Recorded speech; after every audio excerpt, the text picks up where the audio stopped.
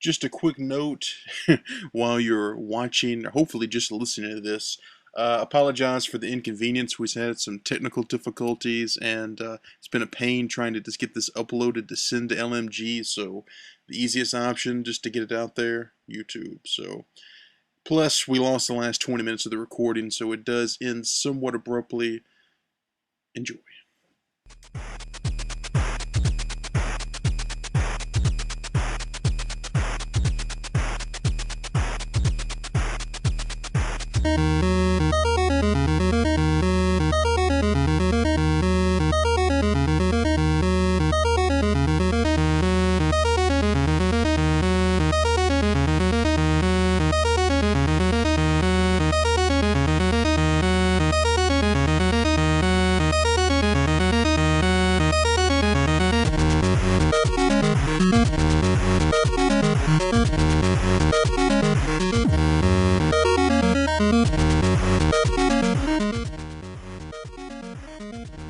Hello and welcome to the Users episode 23. I'm the returning Pegasus 187. I'm Chronolink 9. And I'm Jack Botza. And that's it. Yeah. Yeah. That's it. That is it. It's funny because like every time we do the intro now, we know who's here, but I can only imagine from the listener's point of view who's actually going to show up. Is Coop going to be here? Is LNG going to be here? And either way, it always ends, and then it's kind of awkward for a second, so they don't know if it's just us fucking up or if it's just or if somebody else is there. But that's the way we do things, folks. It's us three. We've been gone a while. Yeah, it's like they'll never know who it is. Like it could be a huge mixture of all kinds of people. Like you could have like LMG and Botza, and then K Coop's back, or then you could have like just a Pegasus Chrono episode, or like we were recording but then it messed up. Like there's all kinds of stuff. There's all kinds of stuff we could do. Or a Christmas special. Or a Christmas special, which has yet to air. Which has, I'll go into that a little bit later. But I mean, shit, I was talking to Nick, it's been like at least a month, 3 weeks since we've talked. Chrono, we've talked a little bit before Christmas. We're gone, we have to do this little, this is the Users, and I am Botza, and all this in the intro. We've been talking for a little bit, but let's get into things. It's good to talk to you guys. Happy New Year, 2013. That's right, this is the first, now it's the second recording, but that episode is null and void. We don't even know. I don't even know what happened to it. Did you destroy it? I think I still have. I'm really scared to go back and try and listen to any part of it because I think it's going to sound like crap. Because we just had like connection problems out the ass, like serious problems. Is it currently in the recycle bin? This is an important question. It's still in the folder that they're saving in. They're saved in. I'll have to try and. It's like that yellow cake. You better not drop that shit. Yeah. You better delete it. But no, I don't even know. It couldn't have been that bad. But yeah, unfortunately, I was tied up last night. I couldn't make it. These two tried to record. Unfortunately, they had some gremlins in the projection room, so we're recording we're recording on a Sunday. More like brothers upstairs, older brothers upstairs. But yeah, gremlins. Well, let me say this, because you guys know, I mean, we got a good thing going, but then we get into all this structure, and we're supposed to be a legit podcast informing people, which I can appreciate that, Cole, but I can appreciate these things. But the thing is, you guys tried to record last night, okay? Yep. We'll get into the whole Christmas gifts, we'll get into all that good stuff later. But there's one thing, since we didn't record, since I know you guys didn't see a certain video as of yesterday, and now you've seen it, and we've got to talk about this right off the bat. It's CaffeineMediaGirl's Saturn unboxing mystery. He can't even wait. This is like in the interesting topics in the forums kind of section. He can't even wait. He's ready to bumping talk up now. He's just so ready to talk about it. Come on, we have to do it. We got to. I mean, I'm too excited to not. I mean, because I see the show notes. I'm sorry, Pegasus. It was like, it should have been number one, but that's not for me to judge. I mean, because you guys did talk about Christmas. I made the show notes this time. Oh, did you? Oh, okay. Yeah. Like I said, I can appreciate these things, but it's just, you guys kind of already talked about that. I know we're going to get into it. We're going to get into Christmas things, but we got to talk about this because we just got to. Okay, because this is one of those things where, like, literally, like, I saw this video. I think I was the first person to watch it. It had like 0 views. I think I was one of the first people to comment on it. And right after watching it, I was like, "Holy shit!" I wanted to get on Skype and to start calling people and start just talking about it because it's fucking nuts. But we're gonna get it. We're gonna get into that. We're gonna get into that. I wanted to post, Facebook bullshit or whatever. I'm like, no, I'm gonna save it for the podcast. Okay, next thing I know, there's a interesting topic on the forum, All Gen Gamers, relaying the message. Even Johnny Millennium responds to it.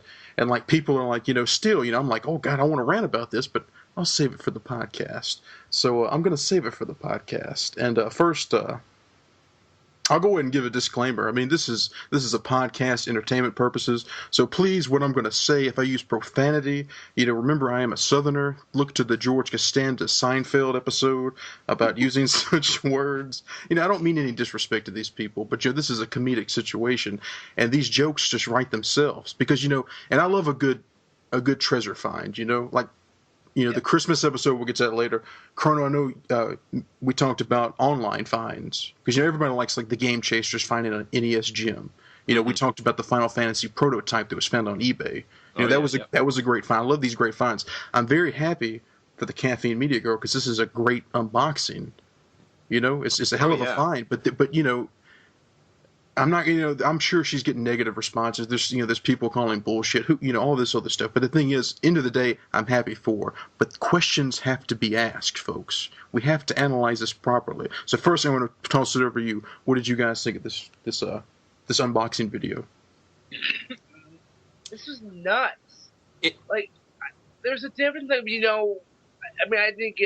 wasn't able to do the Secret Santa thing this year, but when I did last year, I got like NBA Jam on the 360. Some fairly common games, not really worth a whole hell of a lot.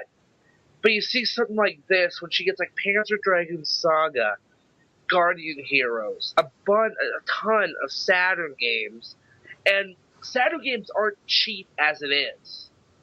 And she ends up getting like $1,500 worth of this stuff. It's nuts. It's probably beyond that, but easy, roughly $1,500, $2,000, however you want to. And then again, it goes to like how much someone would be willing to pay for a complete copy of Panzer Dragoon Saga. Mm-hmm. Chrono. Yeah, it just boggles the mind. Seeing this box. Well, first of all, the first box is just like jaw dropping. Seeing like everything that's in it. And it's like, oh, and I also have this other box. I mean, she says at the beginning of the video she has 2 boxes. But then, like, she just, like, starts opening this other box and then opening all kinds of other things. And it's just like, oh my gosh. Like, the one thing that like, I mean, yeah, sure, all the Saturn games are really awesome. And, like, there's imports and stuff. And those are just, like, blow the mind. But then there's some guides in there, too. There's, like, there's a Final Fantasy 3... I think it might have been even a Nintendo Power Guide. I don't even remember. But I was just like, oh man, that'd be like really nice to have. And it looked like it had never been used. Oh man, it's just like, that stuff, it's hard to wrap my mind around and I don't know, analyzing it will be really interesting. Like, I do have some questions, like. Yes, please ask. Like, why? I mean, like, that's amazing and like incredibly generous, but at the same time, like, it's a tad excessive, isn't it? I mean, like, I've seen some pretty awesome and really generous, like, things sent to people before, but nothing to this scale. Yeah. Yeah, I would say like Metal Jesus rocks lately. He's been getting a lot of fan donations, a lot of cool stuff, little, random stuff here and there. But it was an excellent point you made, that the condition of these games, they were pretty much in mint excellent condition. Yeah. And I'll go ahead and start the analysis, so to speak. But I would say this guy's either got to be rich, maybe he's rich, or maybe he's a collector. Maybe he found these, wasn't playing them. I don't know what the situation is, but at the end of the day, this is a mint. This is like a mint Saturn collection. This is Yeah. Besides having all the key titles, I mean, this is like enough to start anybody off. This is like a hell of a lot better than my collection, This is, everything's boxed, mint, complete. Panzer Dragoon Saga mint alone, that's like $400, $500. Okay, this guy, he knew he knew what he knows what he has. Okay, so either he's rich, money's not doesn't matter. He's like, he generous. I'll donate it. But to donate something of this volume, like I said, he could have donated Panzer Dragoon alone. But the fact to donate a fucking entire collection, again, profanity. Think back earlier, disclaimer.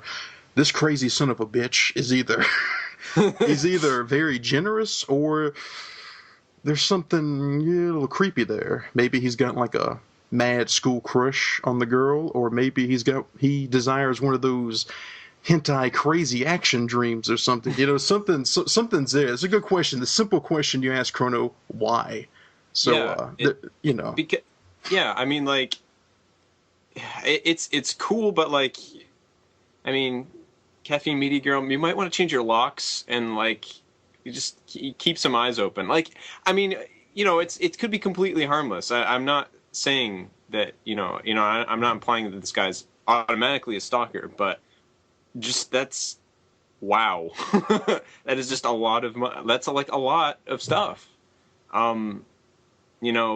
It's he has your address now. I mean, so it's like I would just be really, really careful about something like that. I mean, because apparently according to the message he sent her, it was just like, yeah, I just have a few things I just kind of want to send you, kind of thing. But that's more than just a few things. Yeah, that's a good, excellent point. He played it nonchalantly, so you don't know if he's trying to be smooth or if he really is kind of a creeper, or he could just be a generous guy. It's wrong for us to judge him. That's the whole thing. It's no disrespect to her, but me saying, this guy could be some fucking nutcase that wants the hentai dreams. That's no disrespect to her. This is just reality, and it presents they're fucking jokes, folks. Shit. This is, I can't. This is textbook. You can't turn down this comedy.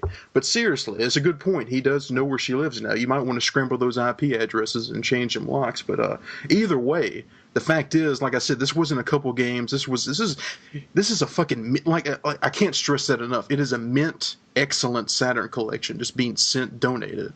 And a box Saturn. A box Sega Saturn. That's what I'm saying. Everything you would need for a Saturn. She could never buy another Saturn game be set.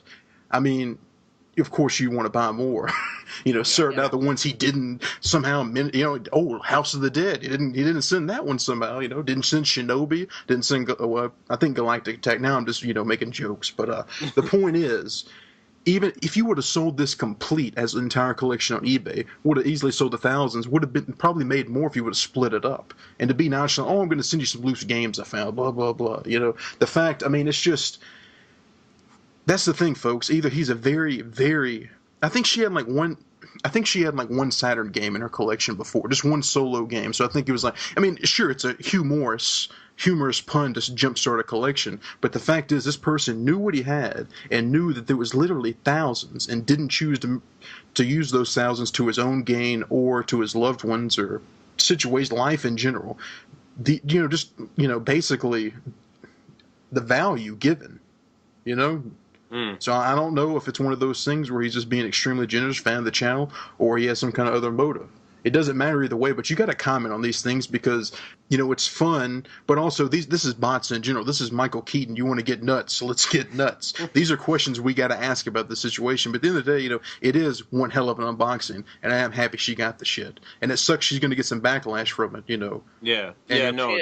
Because they're going to be. That's really rough. Go ahead, Chrono. Yeah. Go. Keep going. Yeah, I was just saying that's just really rough. Like, I guess she has gotten quite a bit of bad feedback, and people, death wishes and stuff. I mean, death wishes. There's always what? Well, I saw some. Was she getting comments from believers? I mean, what? No, I thought I read something about that. Maybe don't quote me on that, but I thought I read that somewhere. I don't know, but I mean, it's just people just need to go away. So just like jump in a lake and never come back, or take a long walk off a short pier, whatever you want to say. They just need to go away, like forever. Yeah. Seriously, like, people like that just piss me off. They try to ruin. They're just jealous, just jealous. Someone else's fortune is their misfortune for some reason, and they just shouldn't be that way. Mm-hmm. But no. I was just listening to the latest Rad Rascals. I listened in, and they were talking about this, and it is basically she got sent enough stuff that will give any collector a raging boner, is the way Ben put it. So, yeah, I mean, this is like I would love for someone even to, hey, if someone wants to send me a Vita, go right ahead. I wouldn't be opposed to it. I mean, but yeah, this is more than going. I mean, Panzer Dragoon Saga alone goes for more than a Vita. Mm-hmm. That's one of those rare Holy Grail games that any collector would love to have in their collection. Especially a mint one. Yeah. Maybe Burning Rangers, too. I remember, because I know Jumble Junkie commented on the forums, because, he's a big Saturn guy. I think he was like, I'm going to kill myself or I hate my life or something, which is funny. I mean, that's the thing. It's like I said, it goes back to, like, finding hidden gems, like in the wild, in the hunt, whatever fucking expression you want to use. From, like, people finding shit at garage sales to going on eBay and somehow still managing the same kind of find. It's great that she got this.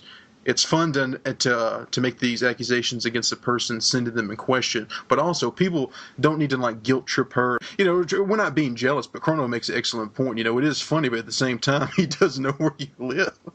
And I never thought about that. That was excellent. That was excellent. Yeah, It's just. I mean, you definitely. I mean, well, she knows this. She's obviously. I mean, she has a YouTube channel that's it has relative success. So, she knows the dangers, obviously. But yeah, man, would you guys like to go back to the show notes? I mean, I had to get that out of my system because like I said, we're gonna have a good time catching up. And we're gonna try to do some questions, but that shit, I had to get it out of my system. So I'll let you guys lead the waltz, so to speak. Da da da da da da da da da. Sorry, Mario Galaxy, okay. Yeah. Anyways. I say we get this one out of the way, kind of get the negative one out of the way first, but Gamester's recovery. Good point. Oh, so we're just we're not even going to go back to Christmas. We're just going to. No, I'm sorry. Yeah, no, we should still talk about this though, definitely. Yeah, I want to get it out of the way. Just get kind of the negative kind of thing out of the way first. Yeah, so most of you have probably heard, but Gamester was taking Christmas lights off, just doing his business and going along, and then fell off a 15-foot ladder and severely broke his elbow, I guess. Oh, yep. It looked really bad. It's completely like broken in two places, like, separated from the other bone. It's the X-ray was really rough looking, but yeah. So, thank God it wasn't more serious than that. It's just falling off a 15-foot ladder. I can't even imagine like what that like the seconds, or maybe it's just like a second of like I don't remember the math of like gravity, like how long 15-second fall from a human male would. Anyways. Yeah. Well. Yeah. I mean that's. Oh, it was. Like thank God it wasn't anything worse. Like Yeah, obviously. Thank God it didn't land on his head. Yeah.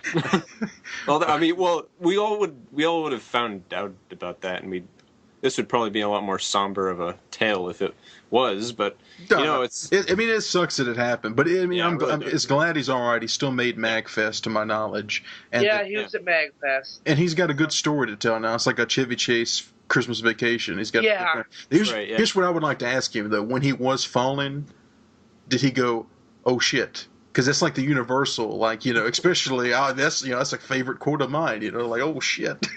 Yeah. That's probably what I would do in that situation. Wait, what is that? There's a Western. There's like a Western where I can't remember who's in it. It's like two guys and they jump off a cliff. Butch and Sundance. Yeah. Yeah. Exactly. That's like one of the best parts ever. I just like die laughing every time. Oh, that's So that gives me hope. I'm glad you know Butch and Sundance. So Butch Cassidy and the Sundance Kid. That's right. I haven't seen that in so long, man. Good movie. Yeah. Good Western for people that normally don't like Westerns. It's still a good Western. Hmm. Oh yeah, and plus what we're talking about Gamster. Also, like maybe 6 months ago, I don't know how long it's been, but he was in a car accident. And it was like 2 months ago, 3 months ago, something like that. Yeah. Yeah, we never mentioned it on the podcast. After we got done recording one night, we may have mentioned it, I don't know, but I remember after when I first heard of it, I didn't see it on Facebook, and we got done recording, and it was one of the episodes I joined in later, and we talked about it. We're like, oh, we should have mentioned it. We're like, oh, we'll do it next time, and then things happen. To my knowledge, I don't know if we shouted it out, but either way, I thought we did, maybe not. Well, then we might I not don't remember. That one's a little bit more scary, It was a good, especially a car, especially seeing the car aftermath. So he hit like a brick wall or something. Shit, he's had bad luck. 2012 wasn't that good for him. Yeah, but in a way it was because he came out undamaged for the most part. So hopefully 2013 will be better. Hopefully he'll get that Pandora in those hands, and thank God he didn't break any fingers. No, he can't really play games now at the moment because he can barely move the rest of his arm. Yeah. So. Kind of sucks, but so he's I mean, it's like scary. I mean, I've never broken a bone. Thank God, I've never. The only really bad injury I received because I was like 4 years old. I jumped off the one-story roof, and then I screwed up my ankle. I remember if I sprained what the injury was. We never properly took care of it. I mean, I got some Tylenol and tried to numb the pain, and just had it propped up on a pillow or something, laying back, and my right ankle will now point about 45 degrees to the right. It's, if you look at my feet, it's but I've never suffered anything horrible. I think. Same here. I've never broken a bone either. So. Yeah. Wow, really? Mm-hmm. I have. I was actually 2 years old at the time. Shockingly enough, it's not every day you hear a 2-year-old breaking a bone. But were you dropped, Chrono? Yes, I was dropped. Oh shit! Really? Okay, yeah, I was dropped. Yeah. Okay, so my oldest brother, was holding me in our living room. And let's see, this is back before the house was renovated. So this is interesting. This doesn't mean anything to you because I'm just picturing it in my mind, but you guys have no idea what my house looks like, so it doesn't mean anything to you. But anyways, so yeah, my brother was just standing there holding me, and I guess my cousin was around visiting. My cousin Brandon, and he runs down the stairs with one of those old Nerf bow and arrow things, and he shoots it at my brother, hits him square in the eye, and needless to say, he dropped me. And yeah, I broke my leg, but I mean, I don't remember any of it. We still have the cast. That's about the only memory I have of that. I think I seem to remember flashes of the doctor's office when it was getting taken off, but I mean, I was 2, so those are probably fabricated. I don't know, but yeah. So other than that, no breaks. Well, I did break my pinky senior year of high school. We were playing some game. I don't even remember what it was. And a friend of mine, it was a game. It was like a game where you could use your hands to catch the ball if it was above your waist, but when it was below your waist, you had to use your feet and legs and stuff. You couldn't touch it. But anyways, I was going to grab it, and then a friend of mine kicked way up, and I was grabbing the ball, and then he hit my pinky finger, and yeah, it broke, and it's never been. I've never been able to put it straight ever since then. So that's been fun. But yeah, other than that, nope, nothing. I'm sure something. I'm sure eventually. I'll break don't think something. like that. Yeah. I'm a dangerous person. I live on the edge. No, I'm kidding. I'm probably not going to. I'm a really boring person. I don't like to take risks. So. Yeah. The only really surgery I've really ever had is I had a filling put in. I had a cavity on the side of my tooth, So they had to go in, they had to numb my mouth, that part of my mouth, and they had to drill into it, clean it out, and put the filling in that way. So that's only really any kind of surgery I've ever had. So No wisdom teeth? no, I've never had my wisdom teeth out. I've had friends who've gone through that. I just had my buddy who's a wrestler for Oregon State. He just pulled his hamstring during one of his matches. I think what was that? That was in. That would have been when he was in Chicago when they had the big Midlands tournament, and it's like a bunch of some of the best wrestlers in the country, and he was one win away from at least placing. He was 4-1, and then he was in the match he was going to place, and then he got hurt. So, yeah. Now for me, I remember they knocked me out for my wisdom teeth. You know, sometimes they don't necessarily have to do that, but I guess like one of them developed kind of off the other one, so it was really small compared to the other ones. So they they knocked me out. It took a big old frying pan and just no. Yeah. So that was Velasquez to punch you in the face. I had to throw that one on there. It's what UFC 155 was last weekend. Him and Junior Dos Santos went 5 rounds for the heavyweight title, which I'm amazed that fight went 5 rounds because heavyweights title fights usually don't go to the judges, you know. But I did link, and I'm kind of going off topic, but I did link Chrono on my face on my message on Facebook. My buddy who was a fighter for Bellator. I graduated high school with him. He got a corner Jamie Varner at UFC 155, and it was one of the prelim fights. So yeah, it was really cool. Yeah. He was very very intense looking. He's absolute beast, dude. He fought in last fight was in New Jersey, and that was the one he lost, and he fought this big Russian guy who was like 29, like just had so many fights under his belt, and he had the right idea the second round. He didn't want to go to the ground with this guy, and just somehow he ended up in a rear naked and had to tap out, but it's definitely one of those things. Kind of see kind of how my life is. I've got friends fighting in MMA and the rest of it, Oregon State. Got buddies that play basketball. I know a lot of people, and that kind of goes into kind of what, if you don't mind, kind of going into Christmas, because we were talking a bit about this too. And I ended up, I didn't get too much. The only gaming related thing I got from anybody, I got a Black Ops 2 sweatshirt from a buddy of mine, but yeah, usually I got new belts, some socks, a couple Oregon State sweatshirts and shirts, and stuff you always need, shirts and socks. Well, I definitely need socks. So, but I think the best one I got it's a custom jacket. It's got like that dry fit kind of windbreaker type material. And it's got Pegasus on the front of it. It's an orange and black jacket, and it says Oregon State Wrestling on the back, which is pretty sweet. Yeah, that's really cool, man. Custom. Yeah. Aw, yeah. Oh, yeah. It's, but any gaming stuff I actually got pretty much just bought for myself. I picked up Super Street Fighter 4 for about $7.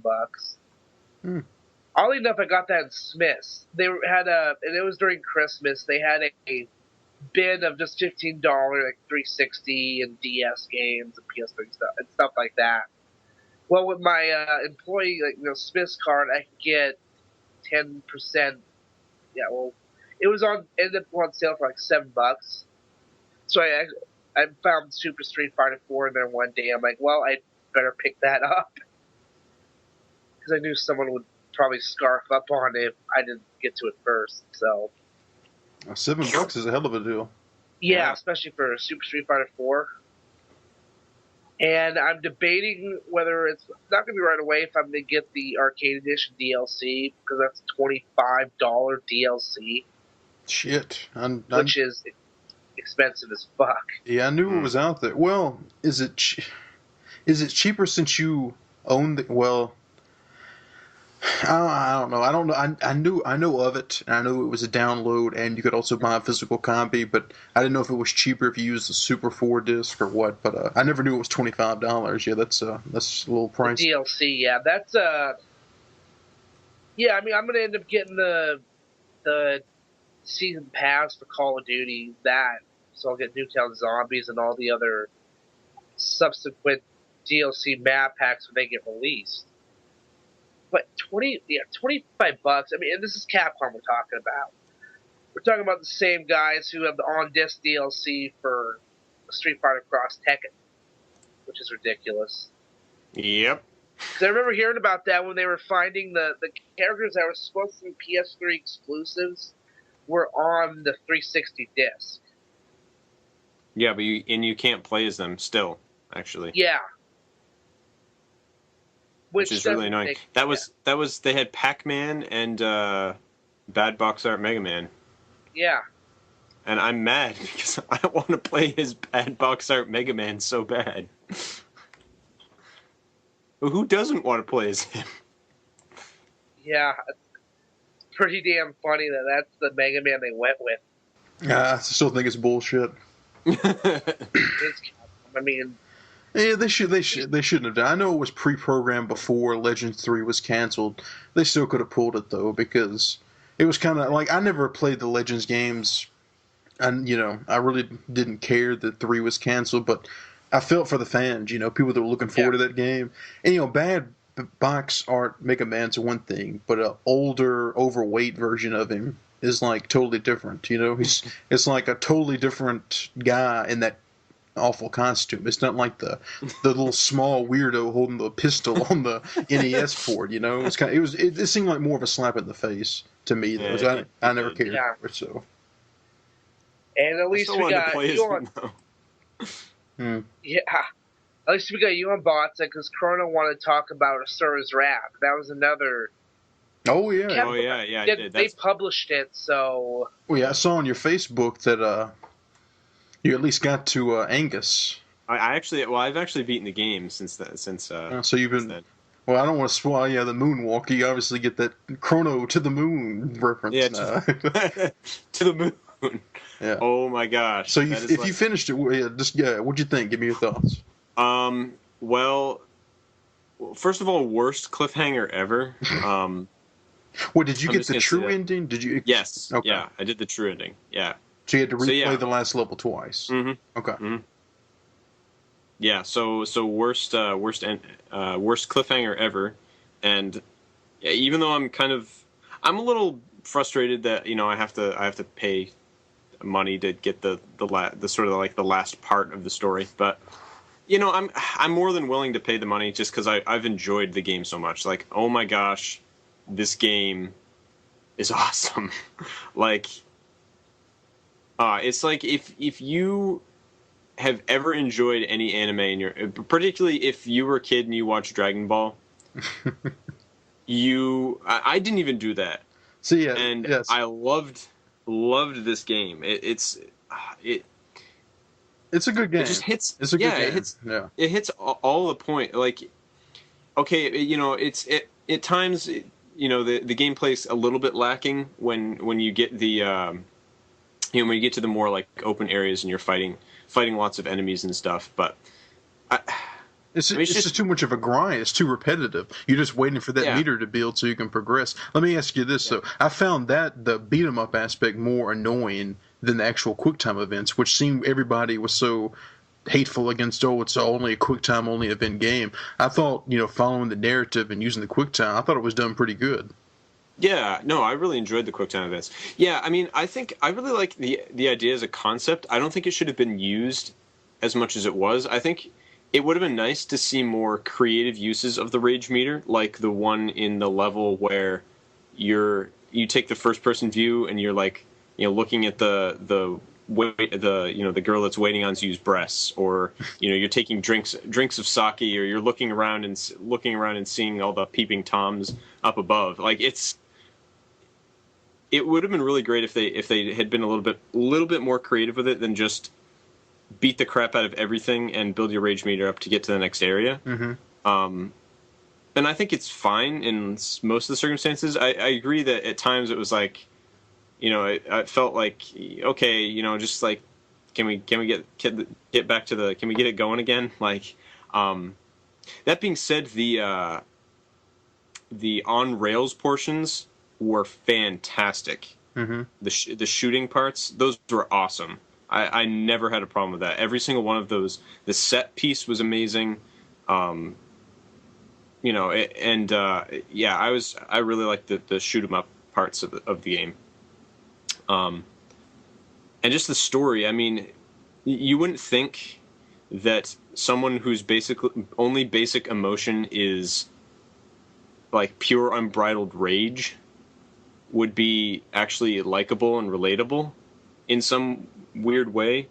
But I ended up, okay, I haven't played God of War, but I ended up kind of liking him more than I like at least the idea that I have of Kratos. So maybe that's just because I don't know. I like Japan, so. Well, see, I totally picked up and liked the vibe, and even though I'm not an anime fan, I really haven't watched much at all, literally. And but going into it, I could, easily could tell that style. I'll kill you all. Just random, just crazy ass rage to the moon. Yeah. It just gets ridiculous. Some of the things. Yeah. But see, the thing is, real quick, not the true ending, but the final boss in the core. That's all I'll say. Mm-hmm. I thought that was a little disappointing, but it kind of made up. Oh. Yeah, it kind of made up for with the twist ending, though. Right. Yeah. Because there were things that sort of happened in that fight. I'm not going to say anything more, but there were sort of things that I was just like, huh, that's really interesting. Like the design choices. I'm like. I have some ideas of why they went for this design, and then nothing happened at the end because I'd forgotten kind of what you'd said about the true ending stuff, that kind of thing. Mm-hmm. And then, and then that happened, and then it's how in between episodes it would have that sort of that interlude thing where it would have the artwork, and it would fill in some of the gaps and things. Yeah. In the story. Mm-hmm. Well, then then that one character shows up in that last one, and he's like, oh, I've got some business to take care of. And then it was true ending unlocked. I was like, okay, well, maybe I'll get some of my questions answered. But unfortunately, I'm not going to get most of my questions answered unless I buy that last. Well, see, here's the thing. Hopefully, this will be encouragement for me to finish it because, of course, on my original fat PS3, the 60 gig crapped out, I got the slim, maybe the 150 or 250, whatever model it is. Gigabytes that is. Excuse me. Got the slim model when Resident Evil 6 came out, and got the cloud service on PSN and recaptured my save. But unfortunately, my save. Oh, let me mention this. When I did this, I think I've already mentioned this before, but before I got the save and put in the game to replay, I went ahead and bought all the DLC. I bought the next chapter, the Street Fighter Ryu. Ryu. I'm always going to call him Ryu. The Ryu, I was looking forward to playing that because I'm not a big game fighter fan, but something single player like that would have, especially with that narrative, would have been pretty awesome as a fan thing. Mm-hmm. But bought all that DLC, even bought some of the anime episodes by mistake. But long story short, I go to boot up the game, and when I was on PSN cloud service originally, the last time I saved was halfway through the game. So now, in order to do all this shit again, I have to play through the entire game again, replay the last level, and then get to the DLC, which just kind of sucks because it's like we just said, the game's kind of a grind. That was my thing. Yeah. It's a great experience to play through the first time, but it's gonna be a grind to get up to that point. And that's why, as of now, I'm kind of fuck it. I just haven't gotten around to it. The gameplay really worked in boss fights because the boss fights, they had patterns to them, but they got progressively more and more challenging, which I really appreciated. See, the first boss fight and the one on the moon, those really kind of those were the peaks right there. I think that's why the ending was a little bit more disappointing. The core boss, I was saying, but it was kind of cool though. Even at the main menu, it would always keep up cutscenes with where you were in the story. It was a good, nice touch. Plus, the like I've always said, Chrono, the music alone. That's why that should have got you the game. Oh, that music is so good. Oh my goodness. It has Dvorak's, Symphony of the New World. Okay, it's got that in it. That right there should have just sold the game for me. and it's in like the best fight scene in the entire game. So like it's got a lot going for it there. But then just the regular score alone is just jaw dropping. Like that main theme on the main menu, like holy crap! Hey, I just thought of this. Really I just thought of this, Chrono. Sorry to cut you off, but the imagination in this game and how crazy and over the top it gets—that's what Strider was like for the Genesis back in the day. Except on Strider, you had full control. That's what makes Strider such a damn good game. Sorry, I'm always going to go back to Strider, but literally, that's Strider, why. Shit, I'm going to say it until everybody in the world plays it. At least to the people I know, converse with on the internet, they need to play it. But it's kind of the same thing because a lot of it'd be hard as hell to control some of the shit they do in this game. Besides the cutscenes, because a lot of it, it really is, I guess, an anime art style. But yeah, that boss fight in particular gets really crazy in a good way. Yeah, definitely. Yeah, to me, if they just tweaked the gameplay a little bit more, made it, a little less of a grind in those areas, it's a serious Game of the Year contender for me. It still is. I really enjoyed the game wholly, except for Capcom making stupid decisions with CyberConnect 2's game, but they're not the ones that made that decision to put the last episode as. Yeah. I'm assuming it wasn't their decision. Maybe it was. I had heard originally. I don't know, but I had heard that the game didn't sell well enough to get a sequel, basically. So they released it as DLC because they knew a second game wasn't coming. Now, the sad thing about that is, if a second game does come out anytime soon, it's going to seem more of a scandal on Capcom's behalf.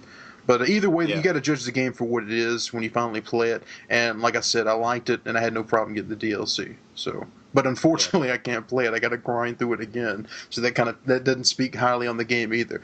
But anyway, let's move on. I know you had that game before Christmas. I did. And you've been playing it recently. But what else have you been playing? And what did you get for Christmas that you've been playing? Yeah. Okay. So I'll just do some stuff I get for Christmas in general. So I actually picked up.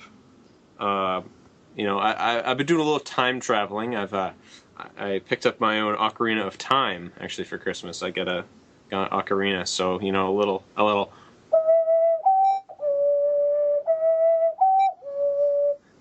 Except that's not the Song of Time. So wait, what is that? That's a lullaby, isn't it?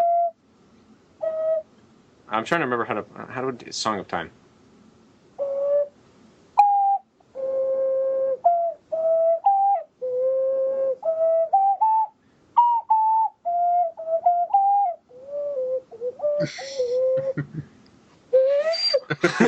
But yeah, whatever.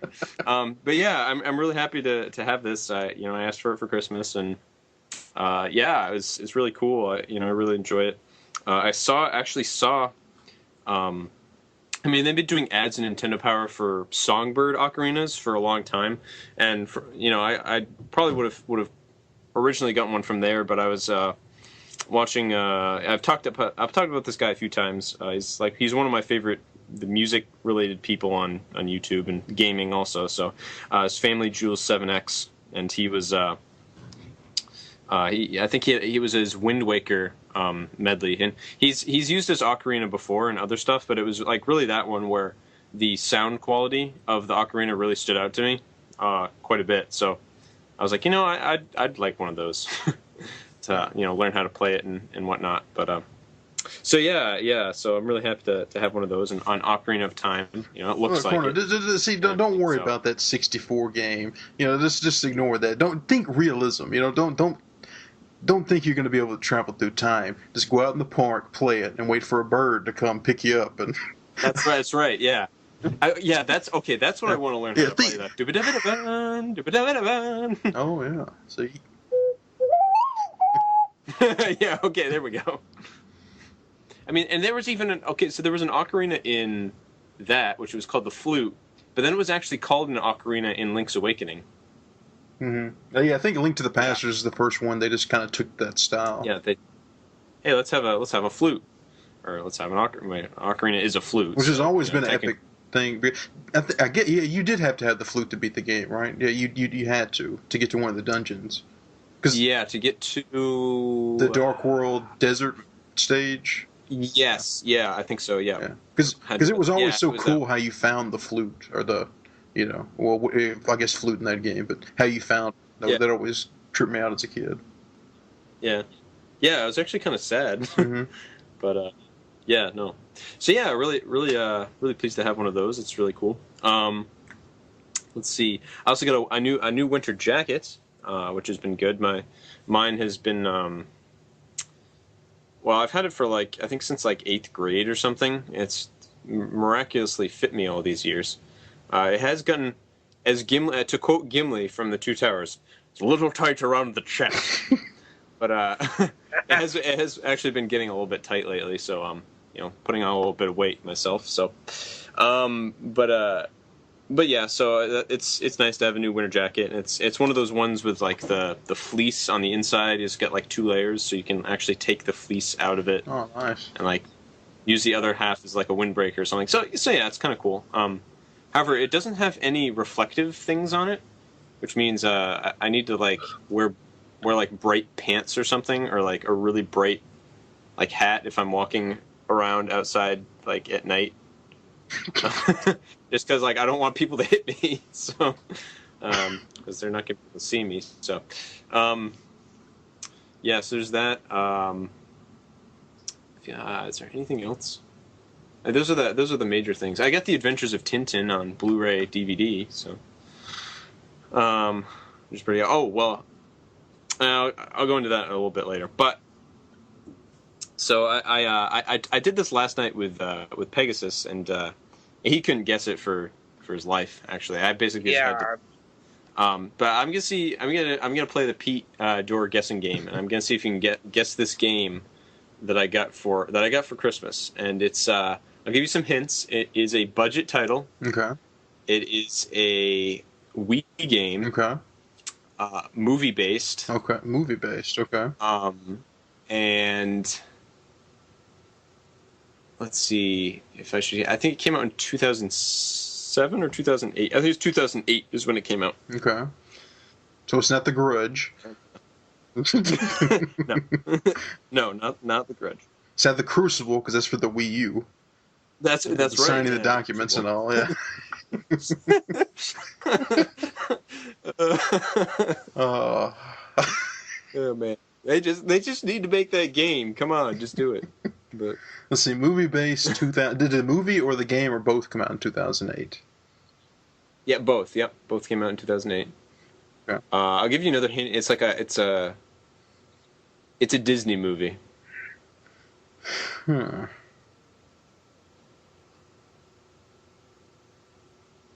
It's a budget title. Yep. Well, you can definitely tell from the game. You can't give any more hints? It's a Pixar film. It's narrowing it down to about 10 films there. I was kind of thinking something like that, but I don't know enough to guess because recent ones.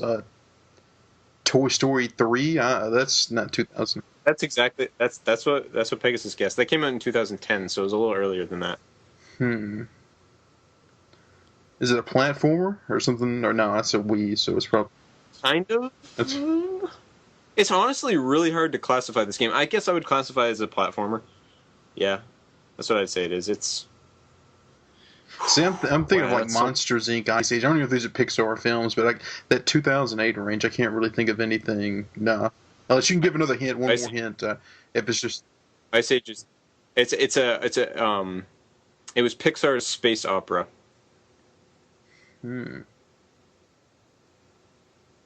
I give up. I want to know what it is now. Space. Wally. Oh, okay.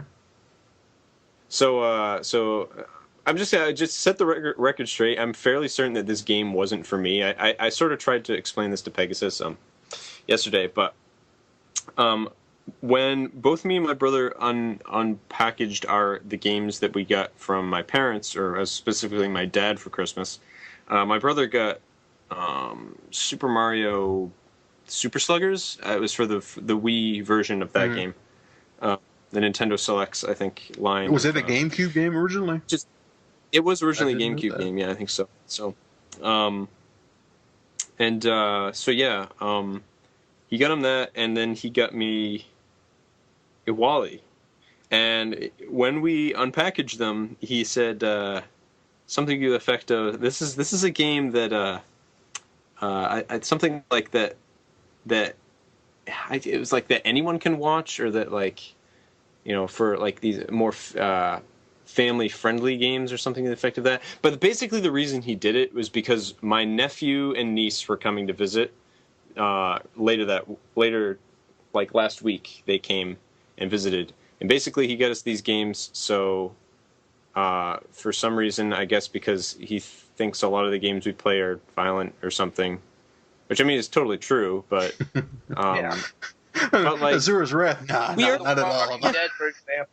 but like this is the point, is that like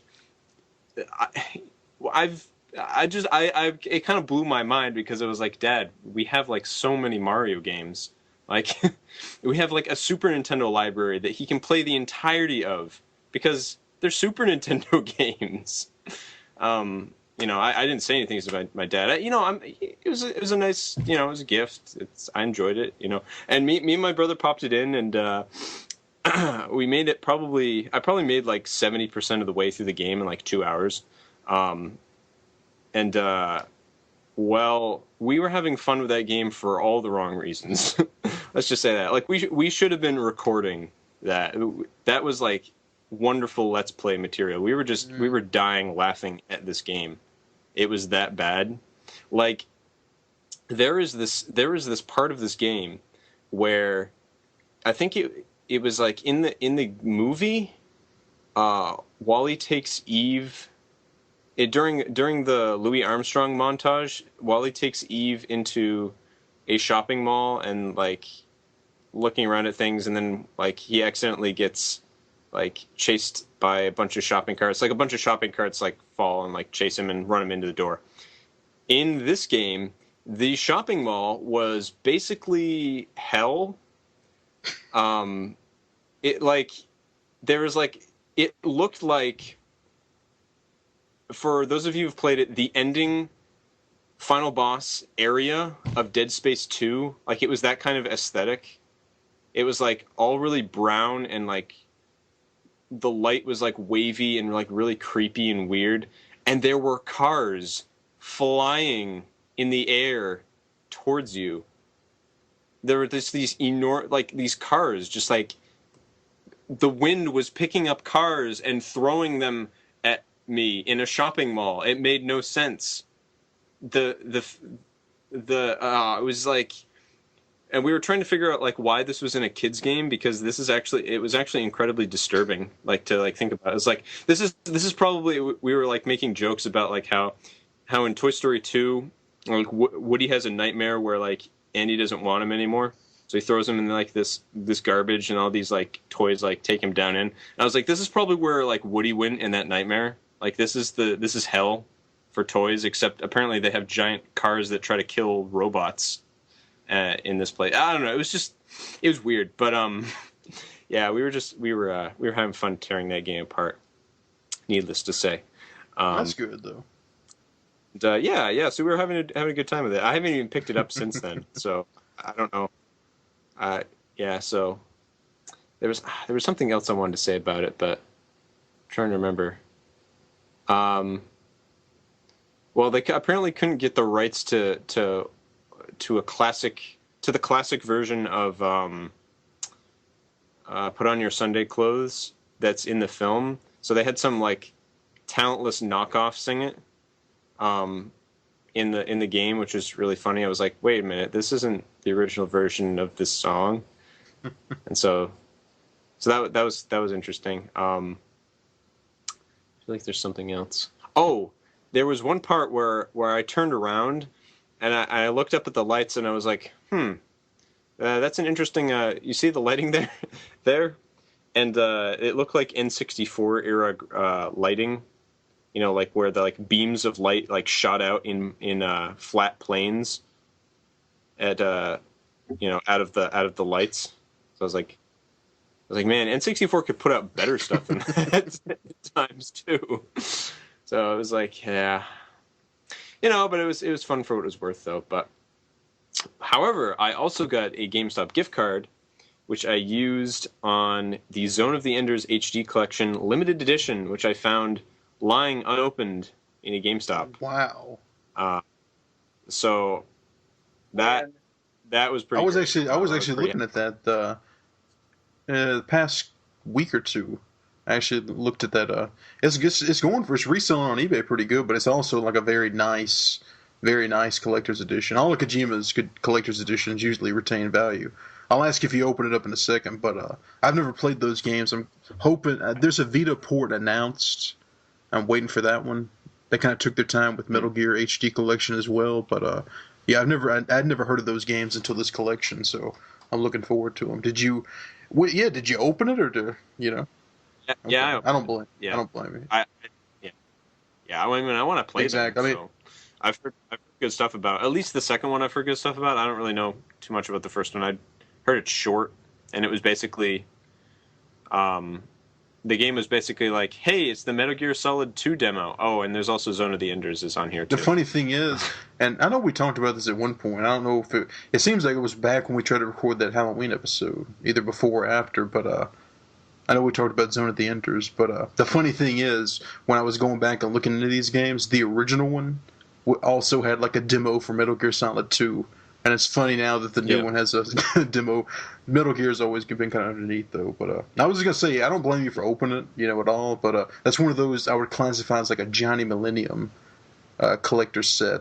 It's one of those, it would have been worth something a little bit more if you would have kept it unopened. But it's one of those you can get away with it because either way it's so damn nice looking, Yeah, it's, oh man, yeah, the art book inside is just great. It's got all these, like, mech designs and stuff in it, and character artwork. It's really, really nice. So, nice book. What about the game, though? I haven't played it yet. Well, yeah, definitely let me know what you think, because like I said, I looked at it, looked like an awesome kind of Musha mech kind of fighter shooter game. It looks awesome. So, yeah, I'll definitely give it a try. I mean, there's Gents Challenge and everything, which we will mention very soon. Is going on, so yeah, that's going to take some time, but I think I can probably squeeze some gameplay of that in. But yeah, other than that, so that's just some pickups and stuff. Let's see, what have I been playing? I've been playing Esser's Wrath, obviously. Solata Robo, Red the Hunter for the DS. Both of those are CyberConnect 2 games, so they're quickly becoming a developer that I enjoy. Certainly, I'm enjoying Solata Robo quite a bit. Very, very fun. It's pretty easy, pretty basic, but the story's pretty good, and it's just fun. So, you do some pick up and play, do quests and things, and it's enjoyable game. So, what else have I been playing? Let's see. I played a little bit of Wii Fit with the family. Super Mario Kart. I was teaching my nephew how to play that. See, the thing is we didn't even play those. Funnily enough, we didn't even play those games when my nephew was around. My brother hasn't played Mario yet. I actually bought him Zombie U for Christmas. Nice.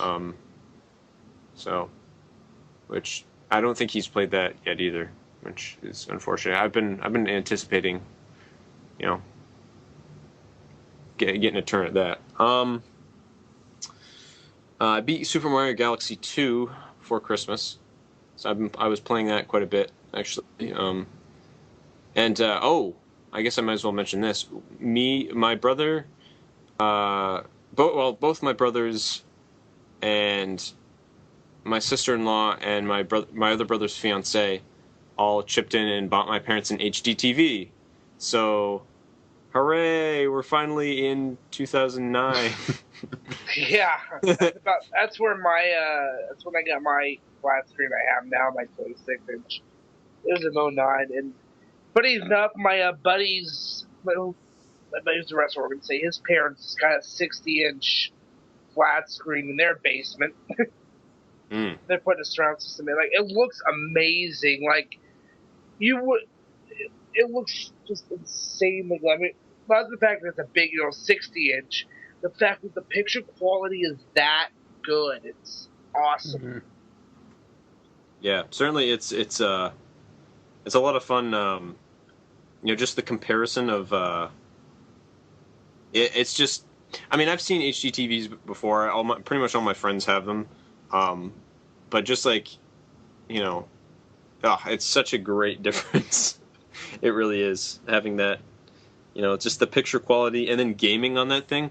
I mean, even when I was playing Mario Galaxy, the colors just popped out more. It just looked gorgeous. The game just looked so good, in widescreen and it can't really do HD, but it looked really nice nevertheless. So yeah, that's nice. And let's see if there's anything else I've been playing. I'm trying to remember if I mentioned anything else yesterday. I don't think I did. I mean, I beat Final Fantasy, but I mentioned that in the Christmas special. Mm-hmm. Maybe I didn't mention that. No, I didn't. I beat. No, you did. Yeah. Did I? Mm-hmm. Did I? Okay, so I guess I did beat it before Christmas even, which is cool because I beat Final Fantasy IV right before Christmas, and I think I mentioned that to you on the Christmas special. Yeah, I'll go ahead and say. Which we haven't really addressed that yet. The funny thing is like the Christmas special.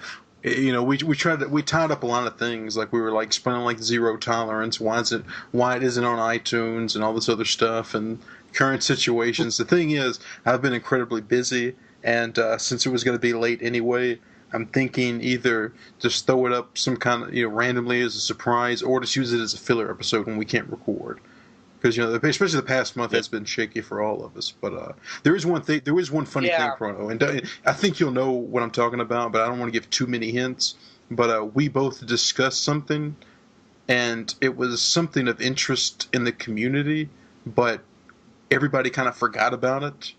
And me and Chrono talked about it and found out that it actually concluded. That's all I'm going to say. You know what I'm talking about. No, I actually can't remember this. Oh God! I'm trying to remember what this is. Think about what we talked about. See, now I forgot. Now I've gone forgotten. We talked about something. I was like, "Hey, is this still going on, or is it over?" Because we kind of forgot about it. Oh, no! It was something that you did that I didn't. You know what I'm talking about? Okay. Yeah, that's right. I know what you're talking about. Let's just see how much longer that goes unnoticed in the community as a whole until this is released. Yeah. So sorry, Pegasus, but it's something. It's something big, but yeah, I'm completely lost. Like, what the hell are you talking about? Okay. Can we just like give like a small hint? Like, it would just say it was like the time of around the time when it was like really huge in our community. Well, you give a small hint. I'm gonna type it into the chat so Pegasus can see what it is. Okay. So basically, it was like a really big sort of deal during the summertime, but yeah, everyone really forgot about it. You see it, Pegasus? Actually. So okay, now I know. Okay, now I remember this. Yep. Yep. Exactly. Yeah. Everyone just completely forgot about it. So, which I mean, we yeah, too. That's we're like, whatever happened with this, and then we found out. So, yeah. So, it is over, by the way, Nick. But yeah, we'll get to that later, though. Yeah. But what about you, man? What'd you get for Christmas? What you been playing?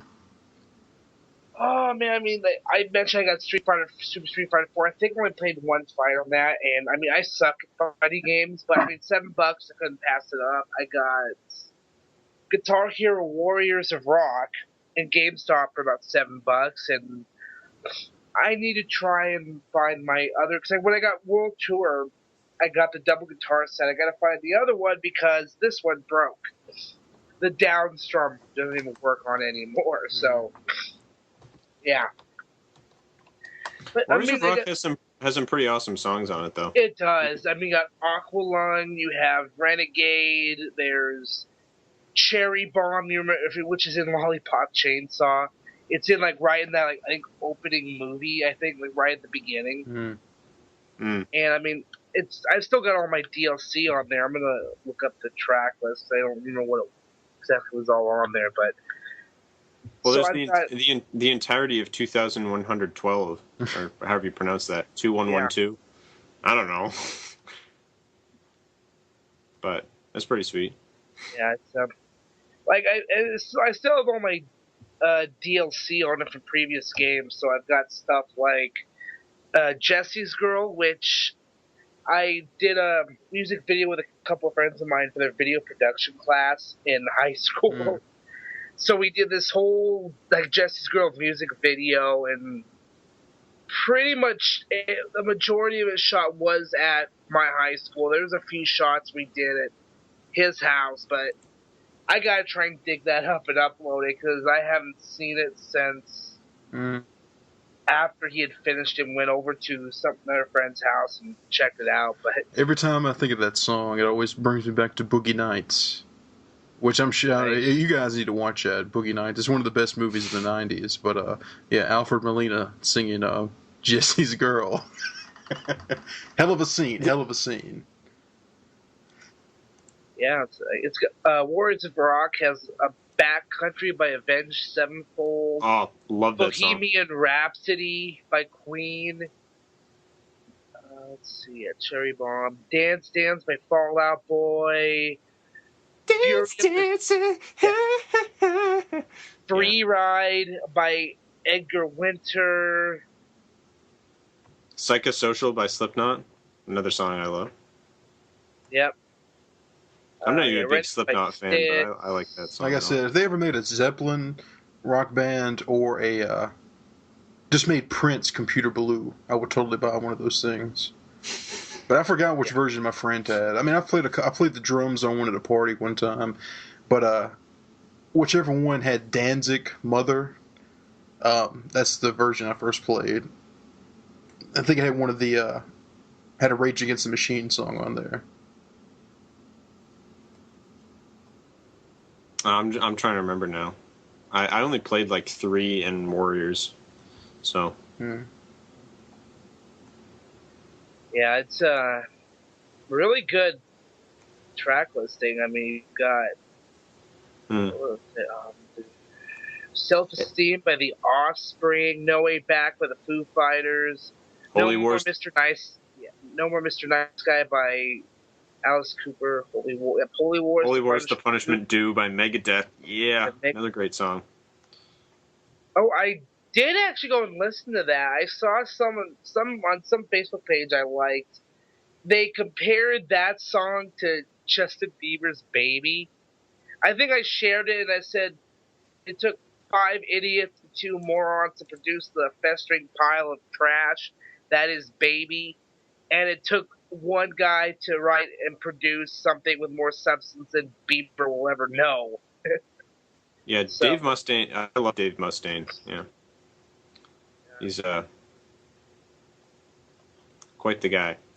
Yeah, but I'll end up getting into this kind of more when we kind of talk a little bit about what the last Ultra Gamers, but after this nice little tangent, I think we should try and get back to the... As we might as well get it done, that's where I mentioned the Gentleman's Challenge 5. Now, for those that don't know, this was started by Andy of the Radical Rascals. You basically sign up, you give a backlog of games. Most of us usually use a backloggery. And you get paired up and you get challenged to play a game.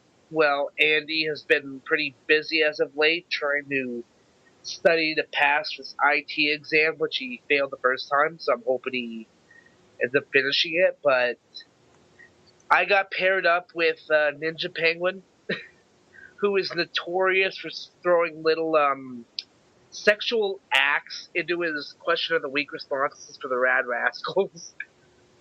So I got challenged to play Banjo-Kazooie. I challenged him to play Bioshock 2, which he finished within a day. He must have marathoned that.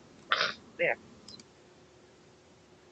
But, so I then gave him another game. He's going for New Jet Plus, so I challenged him to play Ratchet and Clank at Crack in Time.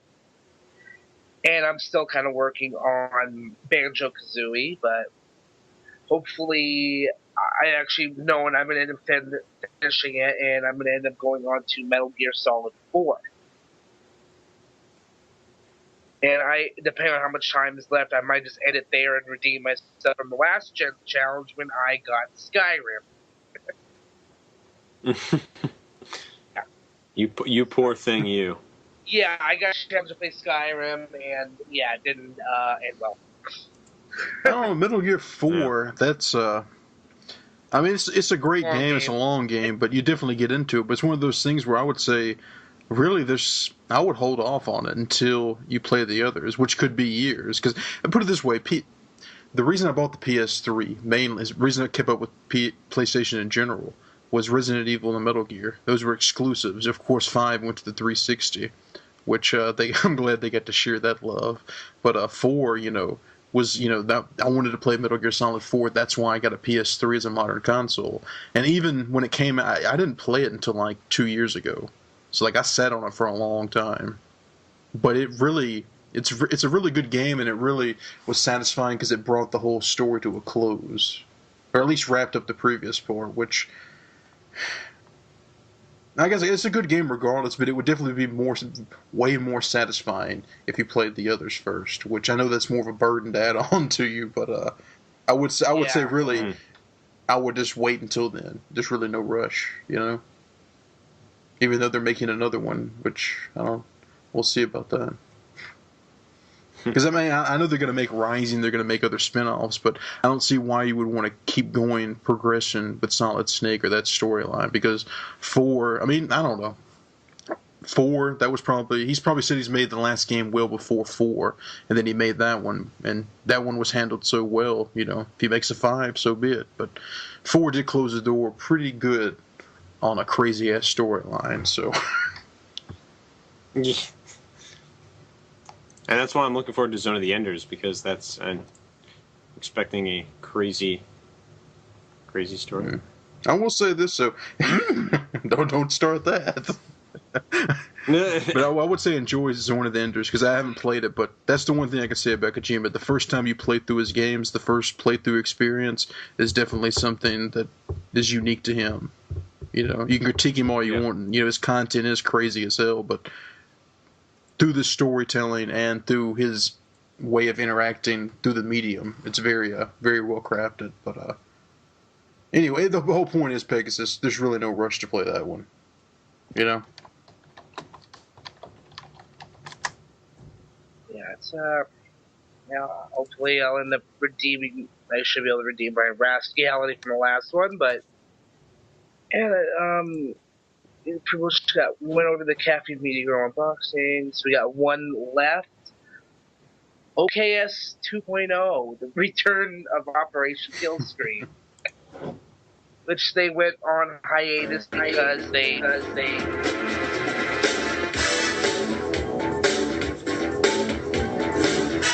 So I had to do that. Sorry.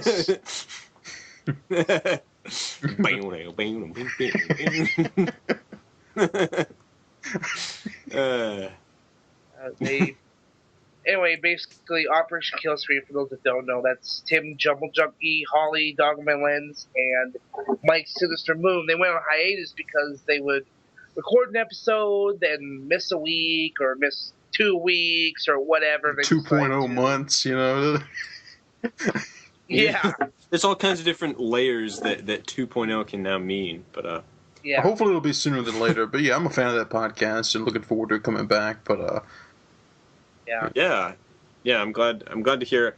I was because I had no idea about it until you guys sort of said something about it, Jimmy. Because I've unfortunately gotten way behind on that. I mean, I'm even behind on All Gen Gamers now. I haven't listened to the last 2 episodes, so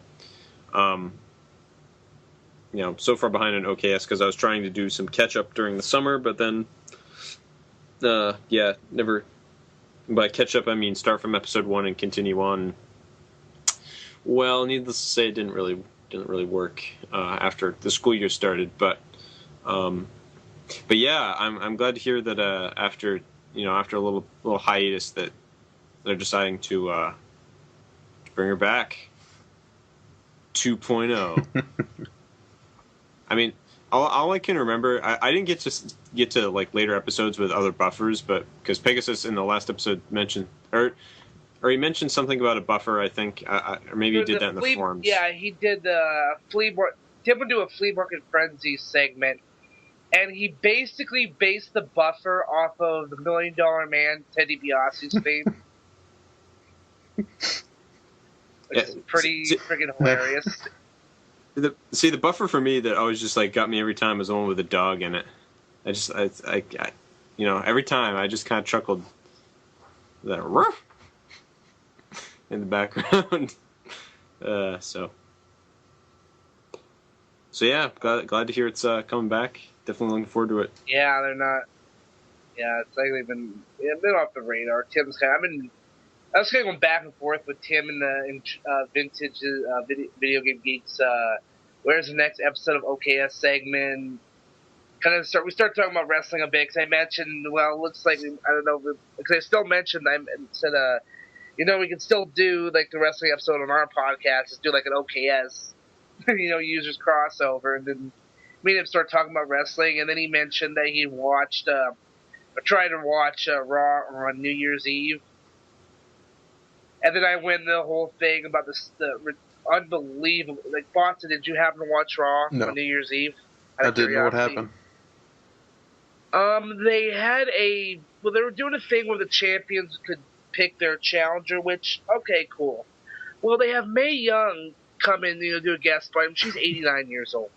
So Eve, being the heel Divas champion that she is, she's going to wrestle Mae Young. So, okay, they're going to find a way that she's going to end up facing, Caitlyn, but the excuse they had to get Mae Young out of the match, the fact that they said she was pregnant, immediate facepalm, because and it got stupider from there, where she gave birth to the New Year's baby, Hornswoggle.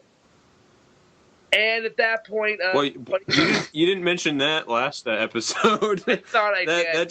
That just okay. Like, because when I heard 89-year-old woman pregnant, I was like, that just sounds ridiculous. But what you just said makes no sense. She gave birth to a hand about 10 years ago. Oh yeah, and then on the 1000th Raw, it was so stupidly funny when they had a guy in a big giant hand suit say, "Hi, I'm Mae Young's son." Like, that I thought was kind of funny. What? Because it was off as something so absurdly disgusting when Mae Young gave birth to a hand. Like, Kurt Angle, I think I mentioned before, Kurt Angle said, like, only watch that once because it gets more disgusting each time you watch it. But at that point, a buddy of mine came to pick me up, and I went out and got absolutely shit-faced on New Year's. So I'm trying to find YouTube clips. I can't find anything, but I was trying to find the one where Jeff Jarrett broke a guitar over her head, and the other one where Bubba Ray gave her a Dudley bomb off the stage. A power bomb off the stage through a table. Okay, Corner, if she's 89 years old now, let's say 10, maybe 13 years ago, take into her age into consideration. think of this old woman in a wrestling ring, and then a man with an acoustic guitar just smashing it over her head. And then another one where he grabs her and does a power bomb type maneuver. I'm not sure if you're familiar with the lingo because you're not a wrestling fan, but he gives her a sit-down power bomb off of a stage through a table. And this is an elderly woman, Not to mention she gave birth to a hand. She had sexual relations with sexual chocolate Mark Henry. She did many whorish things. Yeah, she's had multiple guest spots since then. They did a Raw, I think, a year and a half ago, where they had kind of an old school theme. So, like, all the wrestlers were in, like, old school style, like, shirts, and, like, the arena was decked out to look like Raw from via, like, 1994. And she ends up going in on this promo against when they had Michelle McCool was still in, and then Layla, they had the whole leg wall, the whole gimmick going on, and May's, I want a match with these bitches and sluts on TV, and WWE's PG, by the way.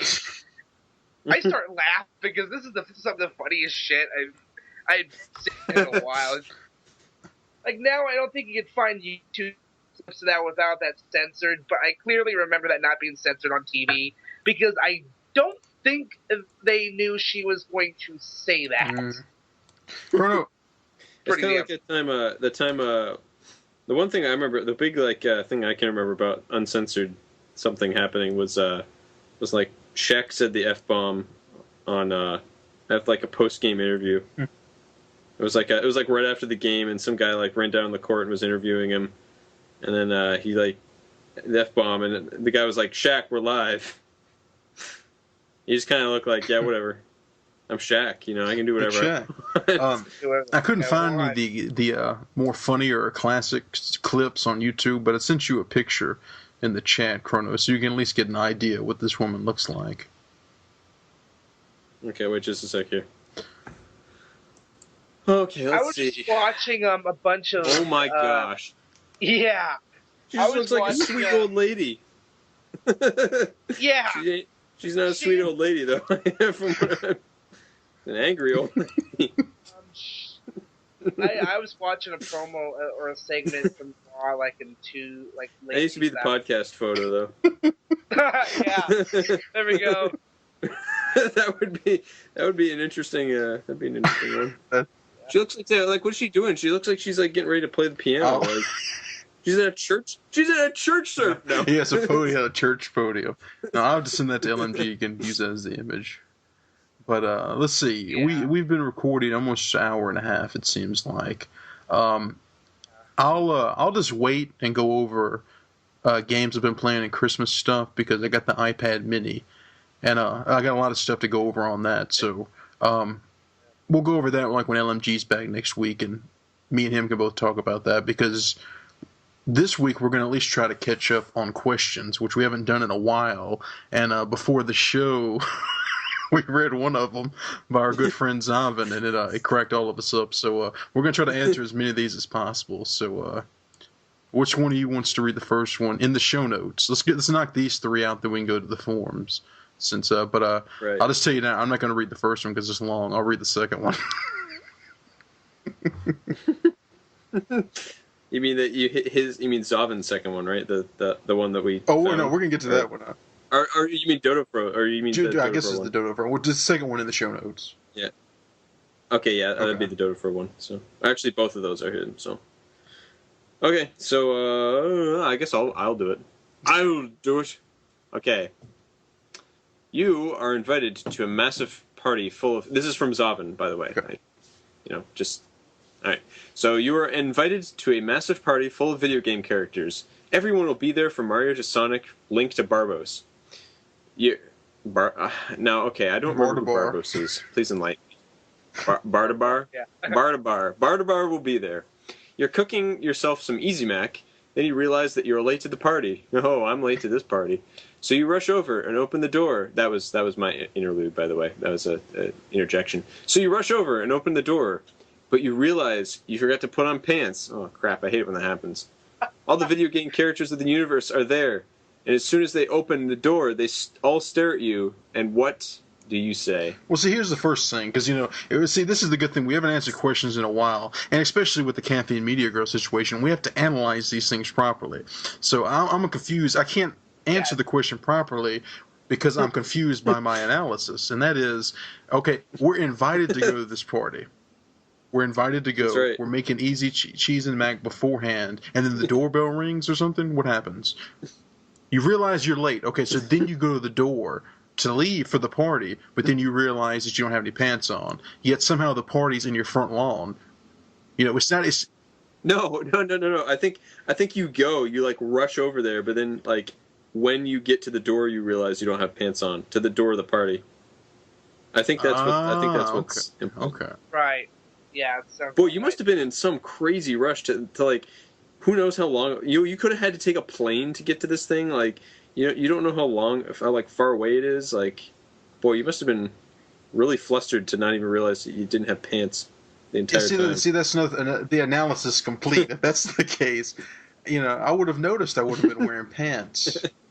And plus, again, it's the Zombie. You got to learn. You got to be more specific, buddy. What state are we in? What state are we going to? What time zone is this party in? Yeah. Did we already go to the town the party's in? We're staying in a hotel, or that's kind of what I'm thinking. Okay, so you open the door. What do you say? I would say, let's dance. Like Kevin Bacon on was it Footloose, and then the party starts. Let's Yeah. Let's If you dance. guys haven't seen it, if you guys haven't, I I'm was gonna thinking- look up the YouTube clip. So I'll post it in the description of the forums for those. Well, I've never seen Footloose all the way through anyway. I wouldn't recommend it, but it's a good party moment, you know. Well, I was thinking like the song, like "Let's Oh, Dance." some Bowie now. There you go. I think I just say, okay, where's the alcohol? Where's the Jack Daniels? The That's Jack. what I go after. Hey, he's going straight for the Jack Daniels. Hey, Man. it's usually my alcohol of choice. He's not kidding around right there.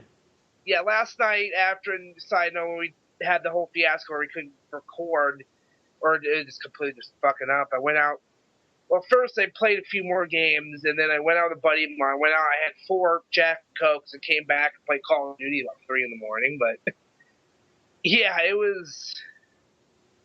Yeah, I think that's what I do. Say, okay, where's the Jack Daniels? I need a drink. Because that's what I was thinking after this whole thing we tried to record. Like, I need a drink.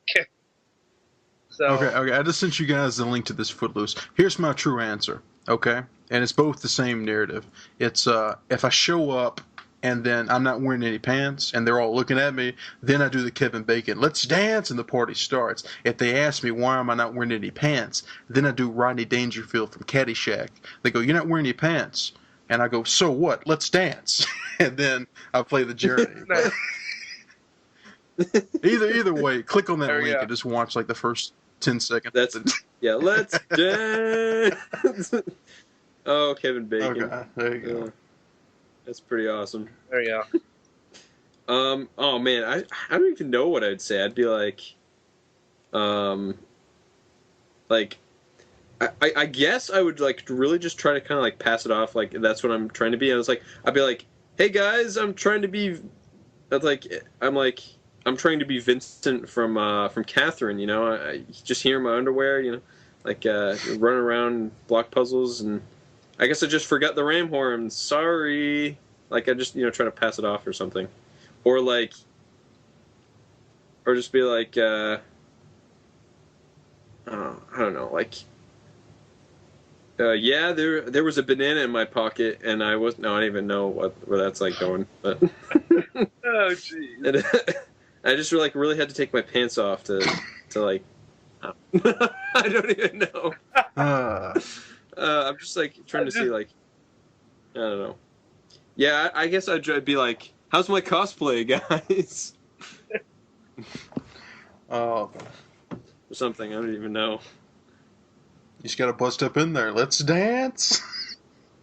Or like come or maybe like pass it off like. Come on, guys! I thought this was like a nudist party kind of thing, like. Or, no, I'm just like part of the way there, you know. I was just getting ready. No, I don't even know, man. Oh man, Zom's gotta be more. I want to see what would Zovan say. See, this is the thing. Like I'm curious as to what he would do. That is a good question. We need some feedback, man. You got to answer these yourself or let us know sometime. Or we need to have him on just ask him nothing but questions nonstop. That's the episode. nothing but his own question. Yeah. All right, let's see. Next question. If you could craft a woman from any combination of video game characters, breast, asses, and eyes, what would your soup du jour be? I think that one's from Dodo Furrow. And I don't know. I mean, that's a tall order. You know, there's something wrong with old school Lara Croft. Not the pixelated version, more of a detailed one. But I would say, I don't know, you got Chung-Li's legs, Cammy's ass, you know, something like that. Other than that, I really can't think of any others, and I never really have thought of it too much, so. I saw this, and I was starting to think about this yesterday. I think I'd go Bandit his ass, and that's about as far as I got. Or Bandit I was trying to, thinking, okay, what the hell? Where am I going from there? Let me think of obscure video game characters. Female, of course. Chrono, you chime in. Who you got? Let's see. Alyssa Dragoon? Go ahead and say it. I'm just trying to think. What? Okay, let's see. Man, I don't know. Like, Me playing Dead or Alive, so there have to be some of them in there. Some of their body features would have to be in there somewhere. I like the eyes. That's interesting. Okay, let's see. I'm actually gonna be interesting here. No, maybe I won't be interesting. I'm just gonna say no. I don't know. This is a tough question. It's like you really gotta. I think we should have thought about this beforehand, like Pegasus did. I was trying to, but let's see. Okay. Okay. So, hair. And I know I've talked about this before.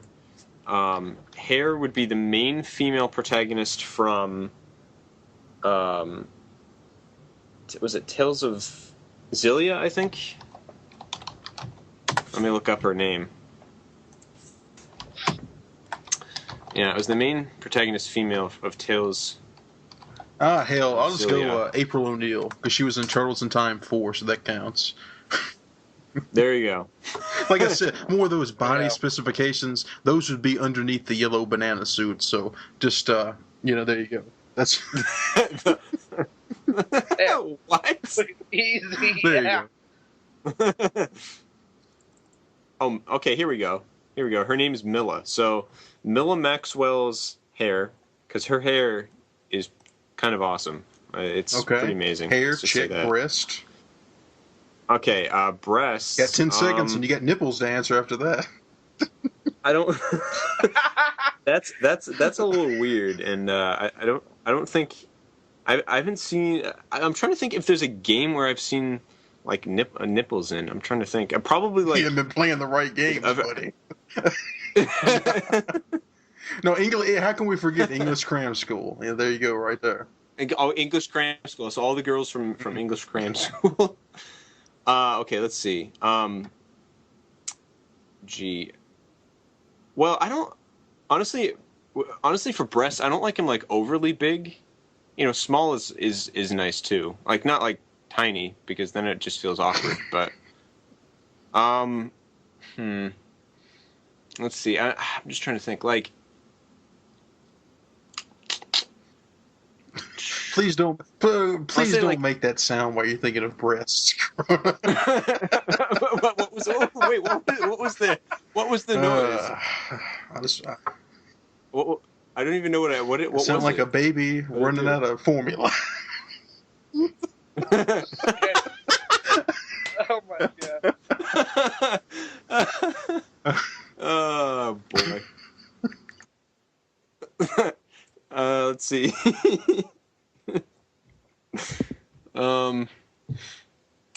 So in between Kasumi's or Leifang's breasts from Dead or Alive, one or the other. I haven't made up I can't choose. And then let's see. Gee, I don't know. I'm not sure for ass.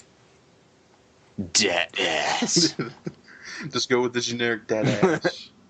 No, they're a Cammy Street Fighter. There you go. Yeah. Well, okay. There you go. That's she does very nice. So not a big Cammy fan. And then all those cosplayers, they're doing something right. That's right. You got that right.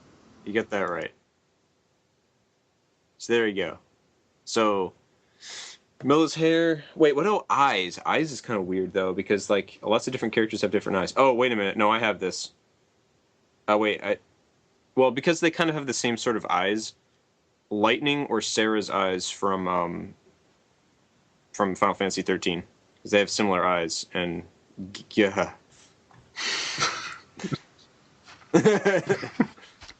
eyes are really are. Let's see, the next question kind of goes into that. Yeah, definitely. I'll go ahead and read it, Pegasus. You can get the next. Well, I'll read a couple because I'm going to start us back on the forums. But the next one, the follow-up question. Well, it is a follow-up question. No wonder. It's probably the same post. I really don't know. Dodo, for again, do you believe that sexism exists in the video game industry? Has it declined in recent years or amplified? Um, I would just go by female portrayal, I would guess. I don't think so. I don't think it really is. Well, it is sexist, but it's always been like that. Not like in a too much of a negative way, because they're taking the female image and like giving them like an empowered role, like Samus being a female bounty hunter. You got like a Charlie Pop, Lollipop Chainsaw, and Bayonetta. You get these games that are like, oh, definitely exuding sexuality, but they're not. Bayonetta, you don't consider her like a whore.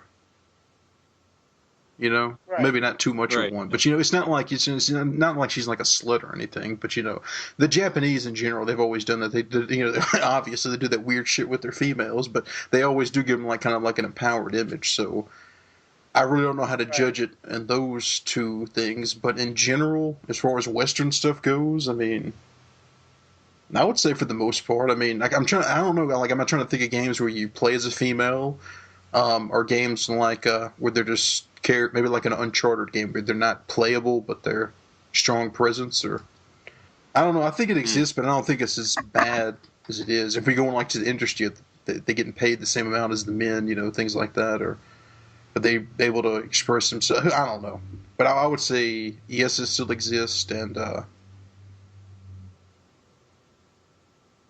amplified. I don't know. No, I don't think so. I mean, I think there's different levels that this can be taken at, and I think one of which is just like is female players, and certainly there's a lot more of those, at least more. So yeah, public sure. Like, are we going for acceptance the actual video game characters, the creators, or just females in general that play these games? There's lots of different variables. Right. Mm-hmm. I mean, and it certainly exists, and particularly in like really rough environments. I know I've mentioned it before, but there was like an incident last year with maybe it was a couple years ago with a fighting game sort of tournament where one of the female players in the tournament like ended up forfeiting. Like she didn't like. Yeah, she ended up just kind of like forfeiting in the middle of it just because. One of the guys, one of her own teammates, actually was sexually harassing her the whole time. Asking really creepy questions like what's your bra size and stuff, and like that's really early on in the stream is he's asking stuff like that, and then like guessing perfectly, which is I don't know anything about bra sizes or anything. So what the guy do? Send her a Saturn collection? No. You see, they're just people. They're just jokes. I mean, come on. Anyway, these are the jokes. These are the jokes, fellow users. But yeah, that does suck. I mean, well, definitely shit like that exists. But I mean, I don't know, because like I said, like it exists in the industry. I mean, I would go by that because you're always going to have just shithead players in general, and guys that are going to be either intimidated or they're just going to be sexual pervs and just try to just creep out all over these girls. I don't know. I know there are some girls that are only into like, you got the classic ones that only play like Wii games, mainly Mario platformers, very simple stuff. Then you got the ones that are hardcore, that are like just into shooters or WoW, and then. Those easily have their own stereotypes, but then there are some females like CaffeineMediaGirl and some others in our community that are just like gamers like us. They appreciate good stuff now, and the gems that came before them they haven't played, or just the classics they haven't played. So I really don't know how to answer this. I mean, yeah, I mean, I know for me when I'm looking for a female to woo, and I'm actually in the process of doing so. As we speak, well, not as we speak, but in the process of doing. She's in the trunk on the other side of the room. The roommates locked her up. Oh, get the gimp. God, that's just disturbing, man. Again, Chrono, they're just jokes. If you wouldn't have said, if you wouldn't have emphasized right now, this wouldn't have popped in my head. But these things happen. These are the jokes, people. These are the jokes. That is all. It's funny. You think about all gen gamers, as vulgar as they are, Serbian babies and everything, but their mascot's like a whale. Our mascot, animal mascot, would be some kind of hentai monster. It'd be the squid, the giant squid. I think is tentacles, a flail, and flailing around. See, this is making ourselves look worse. It's like, I don't believe in sexism. I believe in everybody being their own piece. You are who you are. Let's, just... I think it's the Rad Rascal syndrome. When those who don't listen to their podcast do, but it is... They go into, like I mentioned in Japan, when they start talking about random shit. Like, well, there was one, I think it was episode 36. They open up, start talking about Morning Wood. So, and I mean, we've had Broland on and went 4 hours. So you kind of see. I think you could probably pinpoint it like right back there. Well, Morning Wood sucks. I can tell you that.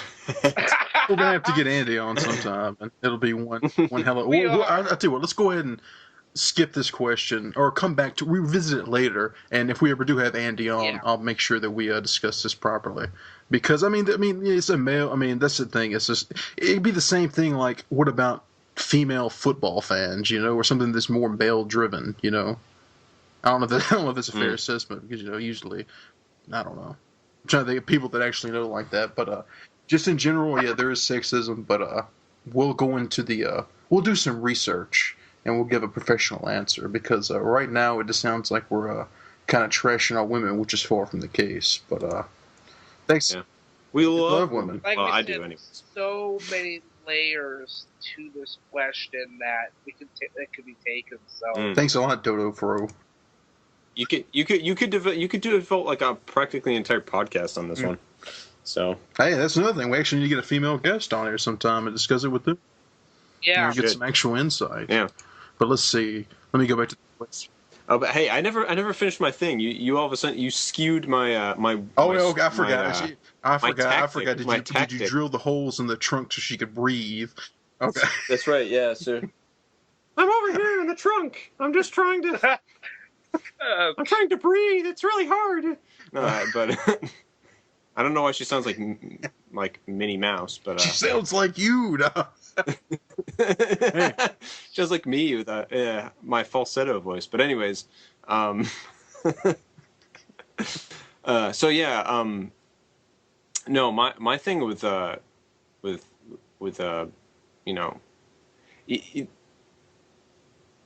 just blanked. I don't even know what I'm going to say now.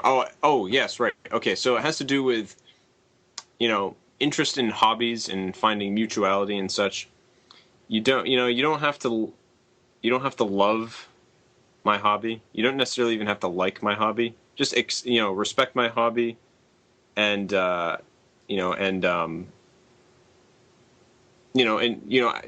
be interested in it. Or at least show interest in it. And one of the ways I do so is actually getting them into the music of games. I send them little clips of, or tracks from games, or not like necessarily tracks from games, but orchestral tracks from games. There's those. And I found that that generally works. It's generally a pretty good hit. They're like, wow, I never knew this. Music in video games was so good. And I was like, yeah, it's actually pretty awesome. So it works. It works. Actually, it doesn't really work. I've never had a girlfriend in my life, so, now we're getting to the depressing side of the podcast, where Chronolink 9 talks about his love life, and sounds like the same thing about mine. No blues for the lonely. All right, well, I got something that's going to pep us up. I'm going to skip ahead to this question. Wait, where's that? I need to break out the harmonica now. We should ask for one of those for Christmas. You don't need, who needs a harmonica when you got this? Stop! No. I meant to play that earlier. I was like, I'm going to play that during the CaffeineMediaGirl. But I forgot because I got off on a rant. But anyway, what we got? Wait a sec. In the Pete's Game Room forum Skype group chat, someone refound that they someone was posting it last night. Actually, I think on the forum with they like did the it too. actual link to the the link to the eBay auction, which is still up, which I was like really surprised about. Oh, if it's still up, I gotta find it. Yeah. Yeah. Here, I'll link it to you. And actually, no, wait, even better. I'm gonna play the entirety of it. Oh yes. Oh yeah. Oh, I've heard it many times. Here we go. Stop! Stop! Stop! This is not a DVD. This is not a DVD. This is not a DVD. This is not a DVD. This is a backer card. It's a card. It's a card for collectors. This is a movie card. This is not a DVD. Stop! Read! Read the description. This is not a DVD. Still, after this, people will still be ignorant and buy it. This is not a DVD. Stop! Read! Read what this is. This is a backer card. This is not a DVD. Stop and read. Read the description. Read the description. It's just like the best thing ever. Every time, man. It never gets old, man. It really doesn't. Okay, let me go ahead and read this one because this is the one that we all laughed about before, in a good way. Not laughing at Zombie, because this is when you get to the group of 3 people that suddenly appear, it'll all make sense. Okay, this question from Zavin. You wake up on a nice Tuesday and realize you somehow have a full beard covering your whole face and have giant muscles. You get up and decide to walk to the newly opened arcade down the street. When you get in for your first time, you see the arcade not only has tons of arcade machines, but consoles from all generations set up on stands with the games playing on TVs. Here we go. All of a sudden, 3 early Happy Console Gamer Cancer Johnny lookalikes come up to you and say, "Oh, you think you're so tough because you have a beard? Well, take this." Hold on. The best part is that I'm actually picturing Johnny saying that, and that's like the best part. It's the fact is phrased 3 early Happy Console Gamer Cancer Johnny lookalikes. I love it. Okay, so they come up to you. These 3 Cancer Johnny lookalikes say, "Oh, you think you're so tough because you have a beard? Well, take this." And they push you into a screen, and all you know is that you're in a beat-em-up. What beat-em-up did they throw your bearded muscle form into?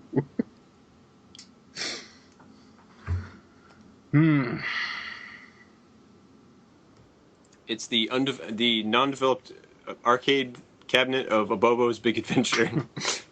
Yeah, I was thinking that or Double Dragon Neon. Yeah, Double Dragon. But I'll give a shout out to Hagar and his mustache. Final Fight, all the way. The 3. Speaking of the facial hair, I remember, and I think actually Magus X ended up following me after this. Him and Jumble Junkie were going back and forth. I guess Magus shaved, and I just made let me see if I can try and find it here. I can just imagine him shaved. Oh man, it's like, yeah, let me see if I can find it. All right, while you're looking up for that, okay, here's the bonus question. What is the name of the arcade that just opened down the street? So what was the name of the arcade we were just in?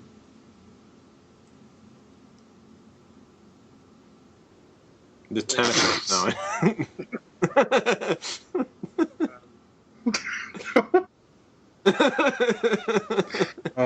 I think I'd call it Heaven. Heaven? The Heaven Arcade. That's a far sight better than what I just suggested. It was called Zobbins. What else? Come on, guys. All right, let's see. Wait, you know what? Really, the arcade cabinet I'd be probably thrown into would be River City Ransom, though. I like that game. It's fun. Should have said Altered Beast. No.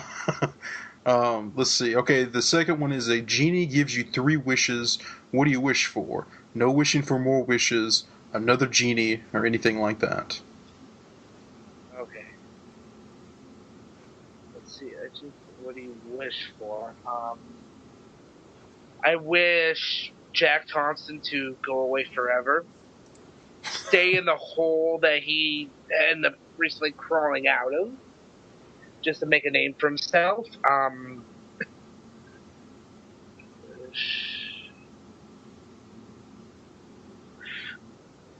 Oh yeah, there's so many ways you can go with this, but yeah, like probably that I would never run into any annoying kids online. Like, okay, so if you ever you need to watch, and I was watching him earlier, My Name is Bones, spelled with a Z, on YouTube. He ran into this, I think I mentioned before, he ran into this, the most annoying racist kid on PS3 ever. And it's this kid, a kid, not even an adult, a kid, whose parents were probably not home, and he's got a mic, and he's just yelling all these obscenities and racial slurs, and like, I wish those kids would just go away. Just drive me up the fucking wall. The third wish. I wish that video games well, how do I put this? That they wouldn't be, released retro games aren't ridiculously overpriced. I think is what I'd pick. Those three. Because, think about it. You've seen, Earthbound goes for absolutely insane amounts. I think more than it should be. Oh, yeah. I think Earthbound should be about $70 or $80 tops, not $150, $175. You know? Over 9,000. Answer that classic. Yeah, it's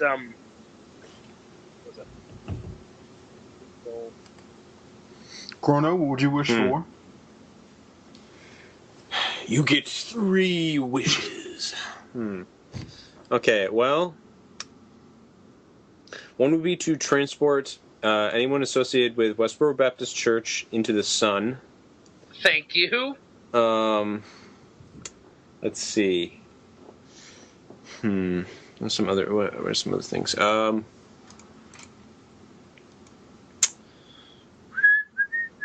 It's gotta be something.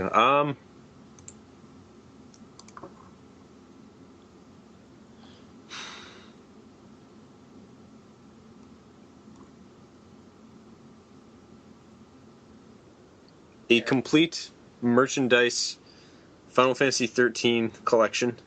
All the merchandise that's ever come out related to the game.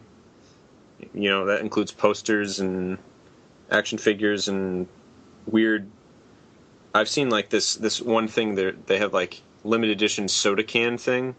It was like an energy drink they had with Final Fantasy 13 stuff on it, and you could get a complete set. And then it came with a special tumbler, drinking glass with it too. It was very interesting. That's pretty rare. So it'd have that odd thing in it. As well as that platinum or ultimate reward for the end of the year that they had a couple years ago for the Square Enix rewards stuff. So that was the lightning art, which is also very rare. And let's see. What's my third wish? It's unfortunate I can't ask for more wishes. Yeah. It'd be too easy to do that though. Yeah. But there's got to be something. A nice pair of socks. No, I seriously though. What could it be? Oh, I was actually just talking about this again. A lifetime supply of Clearly Canadian. Anyway, does that nothing? What the? You don't. What are you talking about? Oh my gosh! I'm the only one that knows about Clearly Canadian. It was the first of the sparkling water beverages that are all kind of the rage these days. Here, I'll send you a link to Clearly These Canadian. days, you mean the sparkling water that was grape flavored and different flavors? That was no Sparkling water. Yeah, It sparkling was like water. late '90s stuff, wasn't it? Flavor stuff. Yes. It got big then, but clearly Canadian was like the first one. It was like the first one to really make it big. See, I just remember like the off-brand Walmart ones, like Dr. Thunder. Yeah. No. That's not. That's Well, like I know. It's like soda, but I'm talking- saying like you obviously know like Sam's Choice and Dr. okay. Thunder, like their knockoff Right, yeah. brands. Walmart also had like a so that little bottle, 20-ounce type thing of like, like what do you call sparkling water? I guess you call it. I remember like being there was like a green grape light. That's what I think of when I think of that sparkling water. But I never heard of. Was it Clearly Canadian? Clearly Canadian, yeah. I can remember this. I was just talking with my brother about it. Actually, he completely reminded me about it. The real thing is that blue bottle that it has like right there on the. That was from the time when I can remember it, because it sort of went away and then came back, and I don't think they're making it anymore again. But am I on? I heard like a thump. I don't know if that was Pegasus falling over or No, I think that was his mic. Yeah, it's me trying to move some stuff out of the way, move my mic over the other side of my computer. I don't know. This it looks familiar at all. Now that I see the bottle, but I don't remember ever having it. But yeah, it was very fizzy. Yeah, very. And unlike most of the sort of sparkling beverages these days, which don't really have a lot of flavor, at least ones that I've had, the flavors in this were very strong and very sweet, and like it was basically it tasted like soda. That's how sweet it was, but it was just very strong flavoring that was in it. Man, and it was I can just remember. It reminds me especially of vacation in a. There's a phone ringing somewhere. Here we go. It reminds me a lot of vacations when we went to Maine. Whenever we'd go, that would be like. It reminded me the most of that because I think I probably had it most when I was like, just a little kid in Maine. Hey, it's fine. No, you're banned from the podcast for the phone ringing. You can't help that. It wasn't actually my fault. That was my buddy. Garrity's trying to get me to play Call of Duty right now. Oh. Because I just jumped on my Xbox, which is probably pretty stupid, but yeah, they're on right now playing Call of Duty, and I'm sitting here. I went offline, so trying to. And my other phone's about ready to die, so they tried calling me my house phone and just turned the ringer off. So. So yeah, I so this stuff. So yeah, you guys might have heard of Orbits though. Mm-hmm. That was sort of an offshoot soda that they made with this like fruit like gel balls that were like mixed in with a drink. Yikes! So I had like these like bits of like grossness that were in it. Like it was like it wasn't very good at all. I've never heard of anyone who liked it. The sparkling water is taking me back to high school. I remember at high school parties, people would be drinking Zima and putting Jolly Ranchers in them for the flavoring. I don't even know if they still make Zima, but I'm sure you guys have heard of Smirnoff Ice, stuff like that. Yeah. Oh yeah. Don't get any Zima. Chrono, you might become alcoholic. It's like sparkling water and alcohol. Oh, really? To Americans, what is Zima? Find the answer to this question and millions more on Yahoo, UK, and Ireland. Wait, what? Let me mention this real quick because I know we talked about it before we recorded, but yeah, Alco Pop beverage made by Coors Brewing Company, unhopped beer with flavoring agents. Flavoring agents. It's all chemicals. It's. But Pegasus, because you just mentioned Call of Duty. Sadly, about a month ago, in the past month, Pegasus was nice enough to buy Ghostbusters for the PlayStation 3. We tried to set up a night to play. We couldn't connect. A couple nights later, I kept trying. I never could connect, and which I didn't know because when I first got the Slim model back, I actually went online and played a couple games here and there, a couple nights. But as of December 17th, the online servers have been closed for Ghostbusters. For the PS3, the 360 ones are still up to my knowledge now, but either way, I can't play them and it sucks. Me and Pegasus can't play, so it sucks. Yeah, I bought the game and we tried one night and couldn't connect for the life of us, and that fucking sucks. I mean, what does that do? And then this goes in, like I had mentioned, like online achievements. This is why there shouldn't be online achievements, because when these servers eventually go down, anyone who doesn't have that achievement or trophy or whatever is fucked. Yeah, no, it's really annoying. Yeah, especially Ghostbusters, because I could go into detail, because I used to go on forums back then, because like this was like a big game for me. Like I really enjoyed the team-based co-op, and there was a trophy, Gozer's Most Wanted.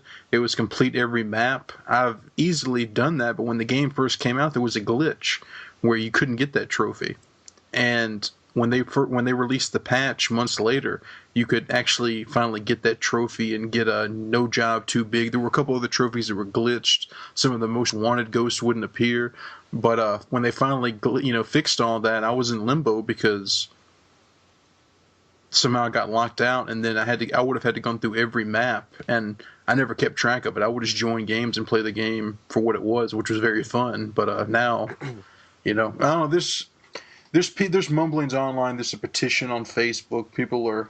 Fans are trying to get it, going somehow. But I don't know. Apparently, enough people weren't playing it, and it wasn't worth the money to keep the servers up. But this is another thing. It's like,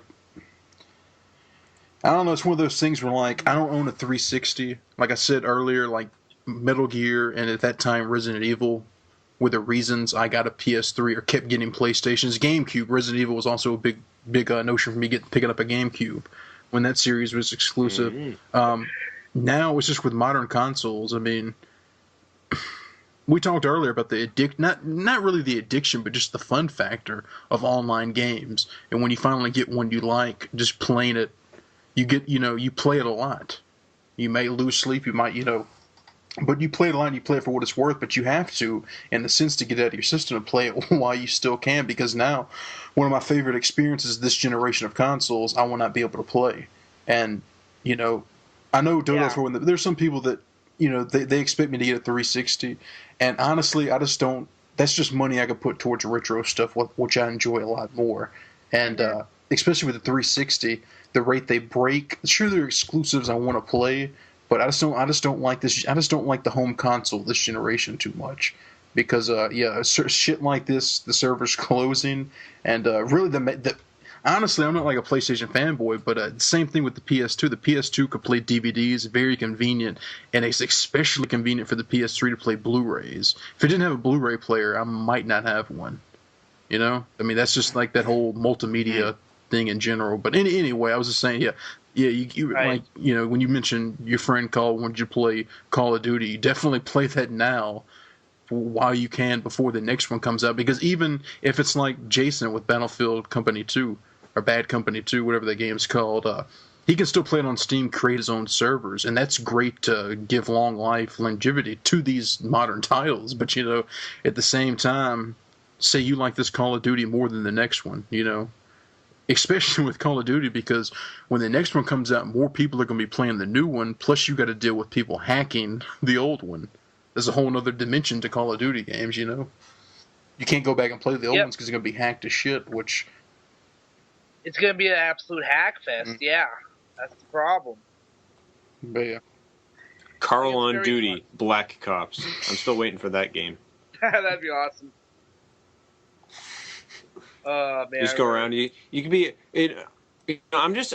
This is just throwing it out there, but I'm pretty certain that even though he completely probably has a different name, but the character that guy plays in Die Hard, he's got to be. It's Carl Winslow. He really is. It's Carl Winslow's his midnight. Yeah, that's what I've always thought too. It's not Carl like, Winslow, but it's actually it's like Carl. It's like the only because in the show you never really saw him on duty as a cop. Dramatic cop stuff. This Die Hard was like his one case you got to see. No. Yeah, that's right. Yeah. Yeah. Well, in Family Matters, he was having to put up exactly like. Yeah, exactly. And in one episode, have to settle. I can't remember. Is the one where they did the American Gladiators thing, which is pretty damn funny. It's probably the one episode I really remember. That's actually kind of funny because we talked about Die Hard a little bit in the Christmas episode. But if you could actually find like watch Die Hard for Christmas, and then immediately after it watch the closest Christmas special of Family Matters that syncs up year wise, and like consider Die Hard Christmas Eve, and then Carl got off duty, went home, woke up, Family Matters, had to deal with Christmas and Urkel hijinks, and just another day in the life of Carl. Yeah. Yeah. He's like solving murders and like doing stakeouts and trying to stop heists and bombs and all kinds of stuff. If you want to go back deeper than that, I believe he was in Ghostbusters as well. He was a cop in the prison when they got arrested. You know what? I think you're right. So those were his early days as a guard before he got promoted to detective. Yeah. Welcome to the Users, everybody, where we can just start talking about random 90s TV shows. Go off on tangents. I couldn't have it any other way, man. Yeah. That's right. So what's this? Mustache rides. Yeah, that was the conversation I was talking about earlier. Because Magus shaved his beard. I gotcha. Yeah, I got to look up and see a video with this on there. Definitely. Yeah, it's pretty funny. I screen capped the conversation. Jumble Junkie said, no more flavor saving. Then I went and said, no more mustache ride. Well, honestly, guys, the questions, Chrono, the ones you had already pulled were from the questions thread, and even, I didn't know, I went back to the old form thread, but Zavin had reposted those questions in the new thread, so I think we've pretty much covered everything. Yeah. So. We've only gone about a little over 2 hours, so we're still doing pretty good on time. Real good. Yeah, I'll say. Yeah, so we'll be back in the show notes. I don't think you've really said what have you been playing, Botza? I was gonna save it till next time, but I can go ahead and go real quick. And I guess it'll tie into the current episode of All Gen Gamers as well. And you got to catch up, Chrono. You're like 2 weeks behind. Come on, we have one job to do here. Yeah. LMG's off making fan podcast of other shows that he's listening to now because this is all a phase for him. If you guys thought about that, think about when LMG gets into high school and gets a girlfriend. He'll forget about us and won't love us and won't give a shit about the podcast. So. No, I'm just giving. Okay, if he's listening, I'm deliberately giving you shit now. You say I don't give you shit, I always give you shit. I'm just having fun now. But in the past, like I said, I'm just trying to raise you right. So, hold on, quick, I got the dog barking. Hold on, you freaking cut me off guard. Botza is silencing the dog. That's my guess.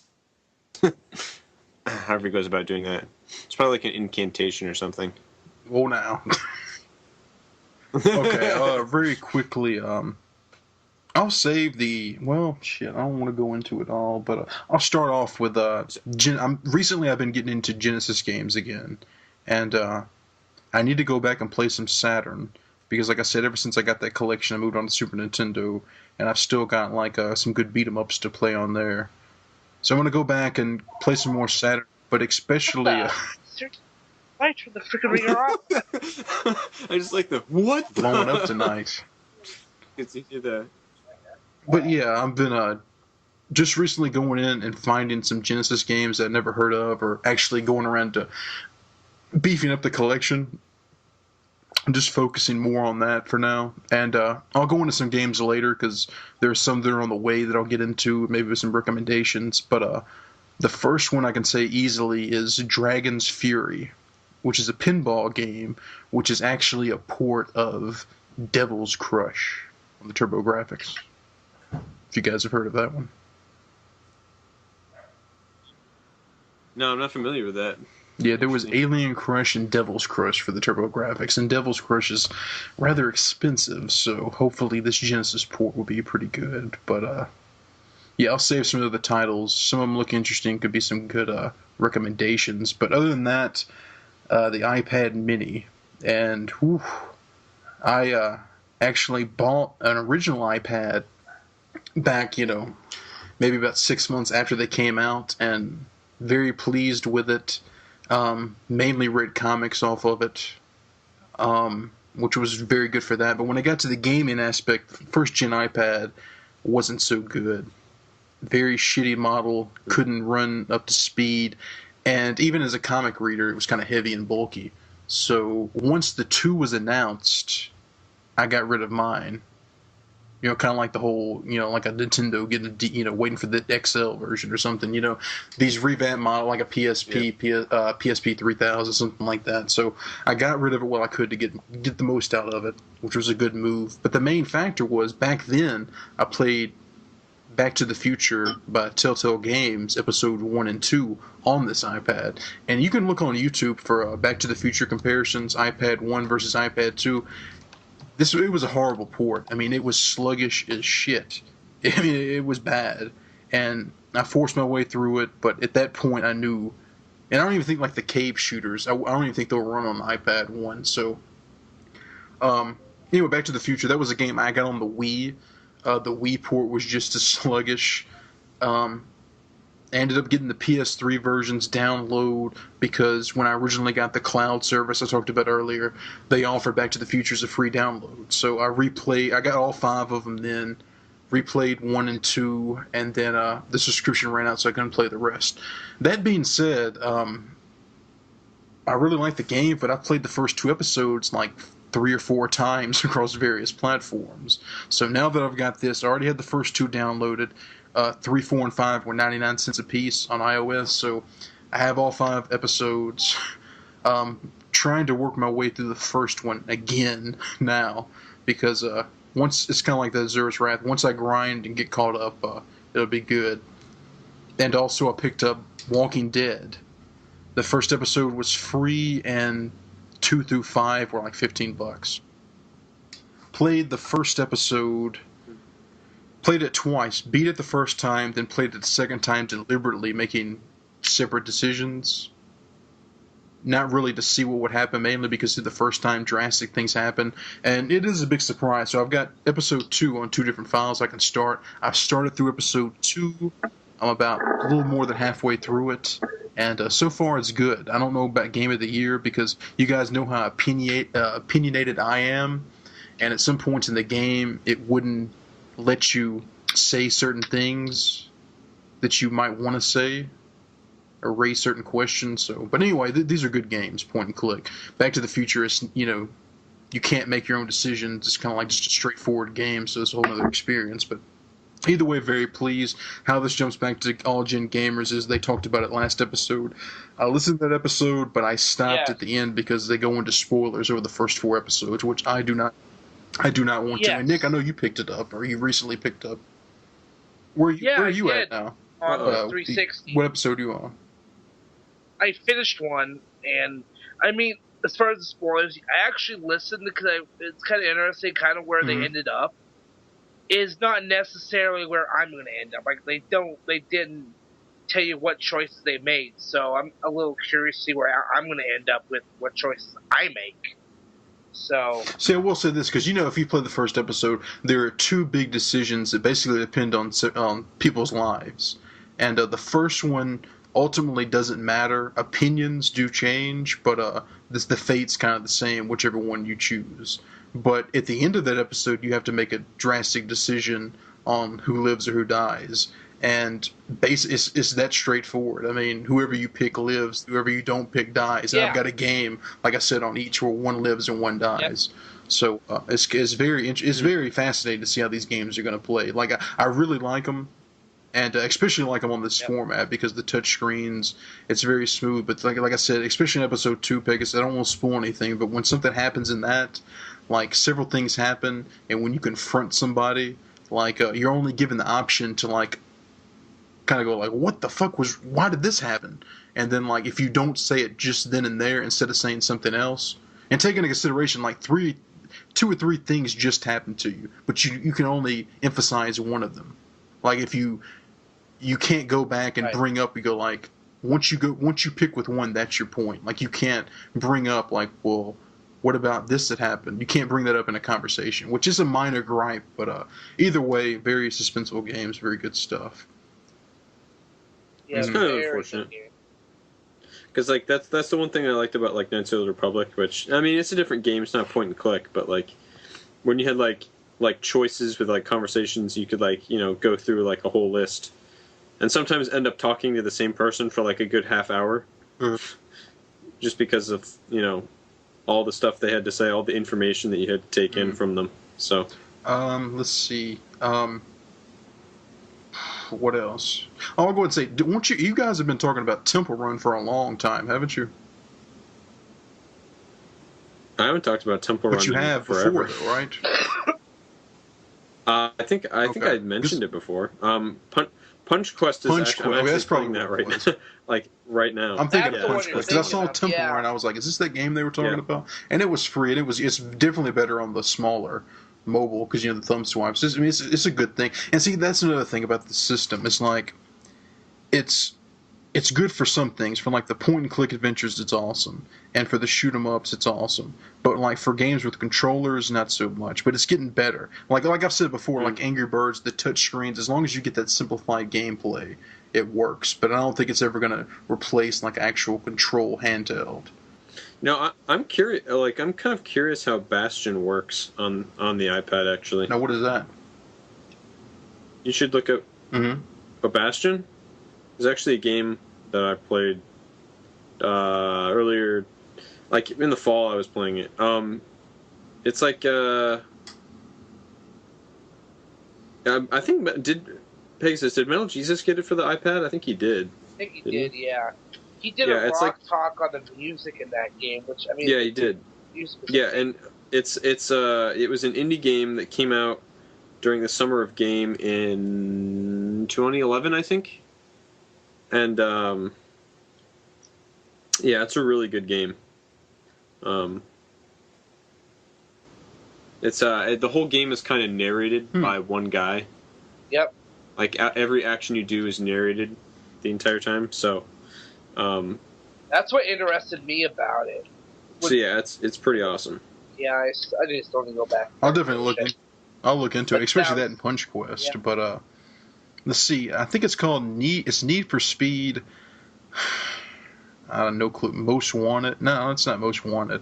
It's one of the Need for Speed games. It was on sale for 99 cents, and honestly, it's a pretty damn good game. So I mean, like I've only played the first track, but I've played it like 10 or 15 times because you guys know I was a big fan of Mario Kart 7 and the drifting, and I got Wipeout for free with my Vita, and it was a good game. Looked fucking awesome. One of the best looking games for the Vita that I've played, but it just wasn't the same kind of, because I'm not a big racing fan, so it wasn't that kind of karty drifty. This thing, for being just holding the, like I said, it's not touch screen, but it's just tilt the the console basically, but it's surprisingly for tilting and drifting. It's very good. It's like a new experience, so it's more satisfying on that front. Other games like Infinity Blade 1 and 2 already had those downloaded. That was the other thing. Like I had games downloaded, but I didn't enjoy playing them on such a small screen. So Infinity Blade is definitely is a great game. I say it's almost like Punch Out in a way. It's a very, very good game. Looks great. Other than that, though, mainly I wore out the Cave store and downloaded a lot of shooters. I wanted to get Death Smiles, but there's only a iPhone port. There's not one for the iPad, and it's $6.99. I can still play it and maximize the screen. It wouldn't look that bad, but I don't know. Until it goes cheaper, I'll probably pick it up. But other than that, all the vertical ones I picked up, and Pestro. I know he's a big fan of bullet hell shooters, and even on his YouTube page, he posted a playthrough. I think it was of Bug Princess 1, the actual 360 game. And yeah, I've said it before in the past. Like, I really like these cave shooters, Dodonpachi, Resurrection, the whatever the one is like a training. It's like the VR training in Metal Gear. I think it's like Maximum or something. That's what it's called. But that one, Bug Princess 1 and 2, and something else, but those are the ones I've beaten so far, and they're very good. And I'm not really a fan of bullet hell shooters, but I'm a fan of this format because the touchscreen controls are so responsive, and it's just very satisfying to play those games. But for somebody like I've made the claim before when I first talked about this that I think that's the premier way to play these games. And I still feel that way, but I can see the point of view from Pestra because he plays these on consoles, and I know it's not the skill difficulty because it's just the style of play. I prefer with the touchscreen because I couldn't see this with like a D-pad or analog with the left thumb because like Sega shoot 'em ups, especially Musha, they're more offensive. The bullet hells are way more defensive. Like even at their peak, you're playing more defense than offense. Just dodging stuff because there's so much stuff, and sure there is a skill barrier, but at the same time it's just more. If I'm going to play the old-fashioned way, I like to get in there and just kill things, more or less. And with the touchscreen, like I said, I can see both points of view, but for me, I mean, I'm not knocking bullet hells, or I'm not saying this is a cop out for me skill-wise. This is the way I prefer. But and other than that, I know we talked about this on the Christmas episode. The Jeff Minter games, I don't know what the Minotaur, Grid Runner, so on and so forth. I bought a lot of games from him because they're like 99 cents a piece. And there's one that's like Robotron, but for the Minotaur, that one's fun as hell. Grid Runner, the one where it's like Moon Patrol, with the landing one, Cave of Minos or something. I don't know. These games are very fun, very out there with sound effects and colors, but very good. Very good. So, and most importantly, cool. I finally get to read comics again. So, while I've been playing Walking Dead, I've been going back and reading some of the Walking Dead, which has been a while since I had the original one. I've read any comics really, the ones I have downloaded. And this is I'll close with this, guys. This is a series I recommend all of you. If you have to download it legally, illegally, if you want to buy the hardbound cover of all the books combined, there's a comic series by the Luna Brothers, Luna Brothers. One of them writes, one of them draws. They've done a couple series, but they do mini-series, kind of like BBC fashion, like television series. They'll do like two seasons. They'll be done with it. Anyway, their third series was called The Sword. That's all it's called, The Sword. And it's 24 issues, so only 24 comics. It's a complete story, and I can't recommend it enough. Guys, I'm all about my recommendations, but anybody that's remotely interested in comics, I can't recommend it enough, because it's going to get to the point where if they ever do make a video game or a movie, and they stick to the source material, it's gonna be amazing. So, looking. I've got a friend at school that's very he really enjoys that quite a bit. No, comic books in general. So I guess not that, but those instead of that. Yeah, I mean they're definitely good comics because I like reading like this. So. There's some stuff I still keep up with, mainly Robert Kirkman. Walking Dead, Invincible. Those are two really good ones. I need to reread and catch up on the newest issues, but I like Marvel over DC, but as far as the universe goes, I don't keep up with any of that stuff anymore.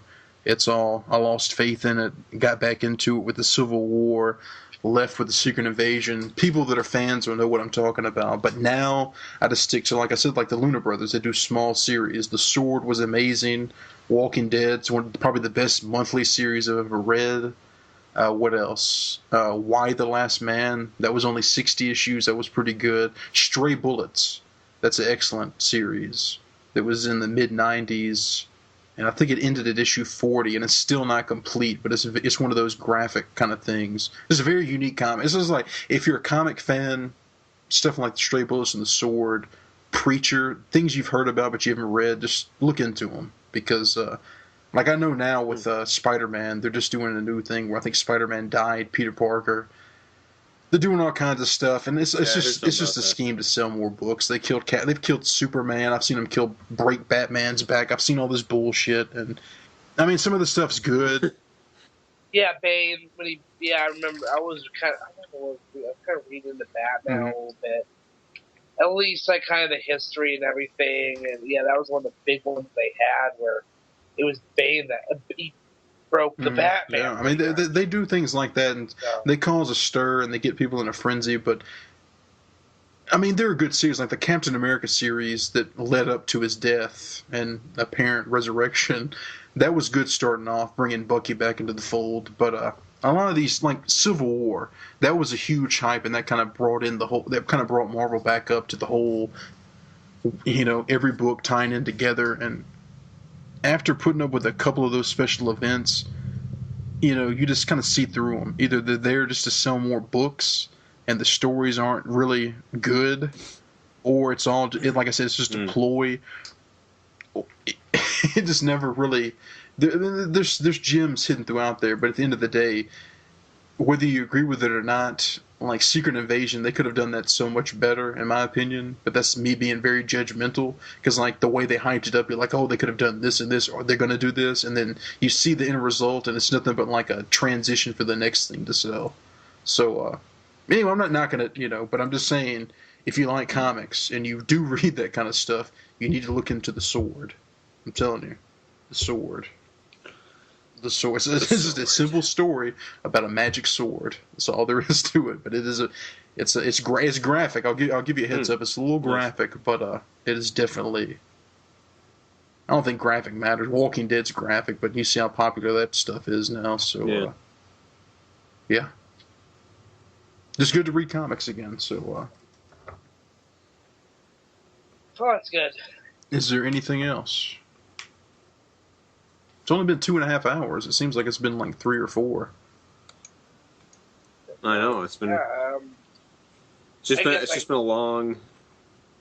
Yeah, something.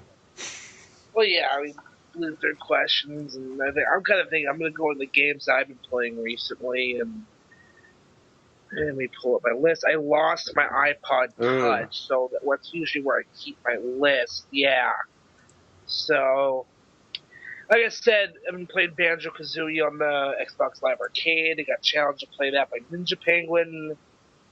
I played a little more Ghostbusters. Like I mentioned, Super Street Fighter 4 and Warriors of Rock. Still grinding my way through Ratchet and Clank HD. I just want to get that fucking trophy over with, because I'm on this playthrough number 4 of the game. And it is just insane. This should have been a trophy for unlock everything. No, collect 1 million bolts. Ugh. Like, I probably could have done a glitch and done it that way, but no, I'm not going to glitch it. I did get Sonic the Fighters and Virtual Fighter 2 for Xbox Live Arcade after Pete had mentioned them. And I got every one of the achievements on those. Every one of them within about an hour, so... Some easy sauce achievements. Absolutely. Eat up that sauce. Yeah. So easy sauce. Yeah, Mortal Kombat Arcade Collection. Played some more of that.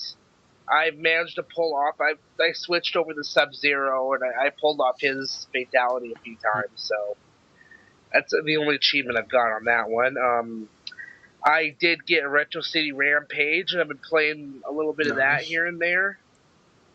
Really enjoying that. It's just, mindless, violent, kind of like the earlier Grand Theft Auto games, just absolute parodying everything from like Back to the Future to Punch-Out to where they, in the opening sequence, they call it the most overused parody in history, the Mega Man 2 opening where it's panning up the building for the big reveal. See, that's the thing I like about that game. It's like the parodies are nice, but it's also... Because, like, my experience with, like, Grand Theft Auto, is to just get in the cars and kind of screw around, listen to music, and just commit crimes and build up stars. And it doesn't really reward you for playing crazy, but it doesn't penalize you really either. It's kind of especially with the chain, we just running people over, and it's giving you like a chain bonus. So it's definitely cool. And that plus it's got that Nintendo feel. It's got the music. It's good stuff. Yeah, I mean, speaking of Grand Theft Auto, I played a little more of San Andreas. I just think there's a little bit of footage I need to record.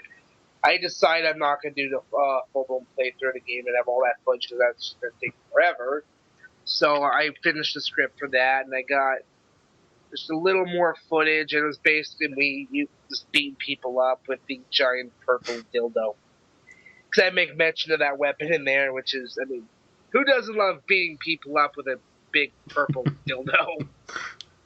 Yeah, it's an interesting weapon of choice, certainly. It's pretty funny.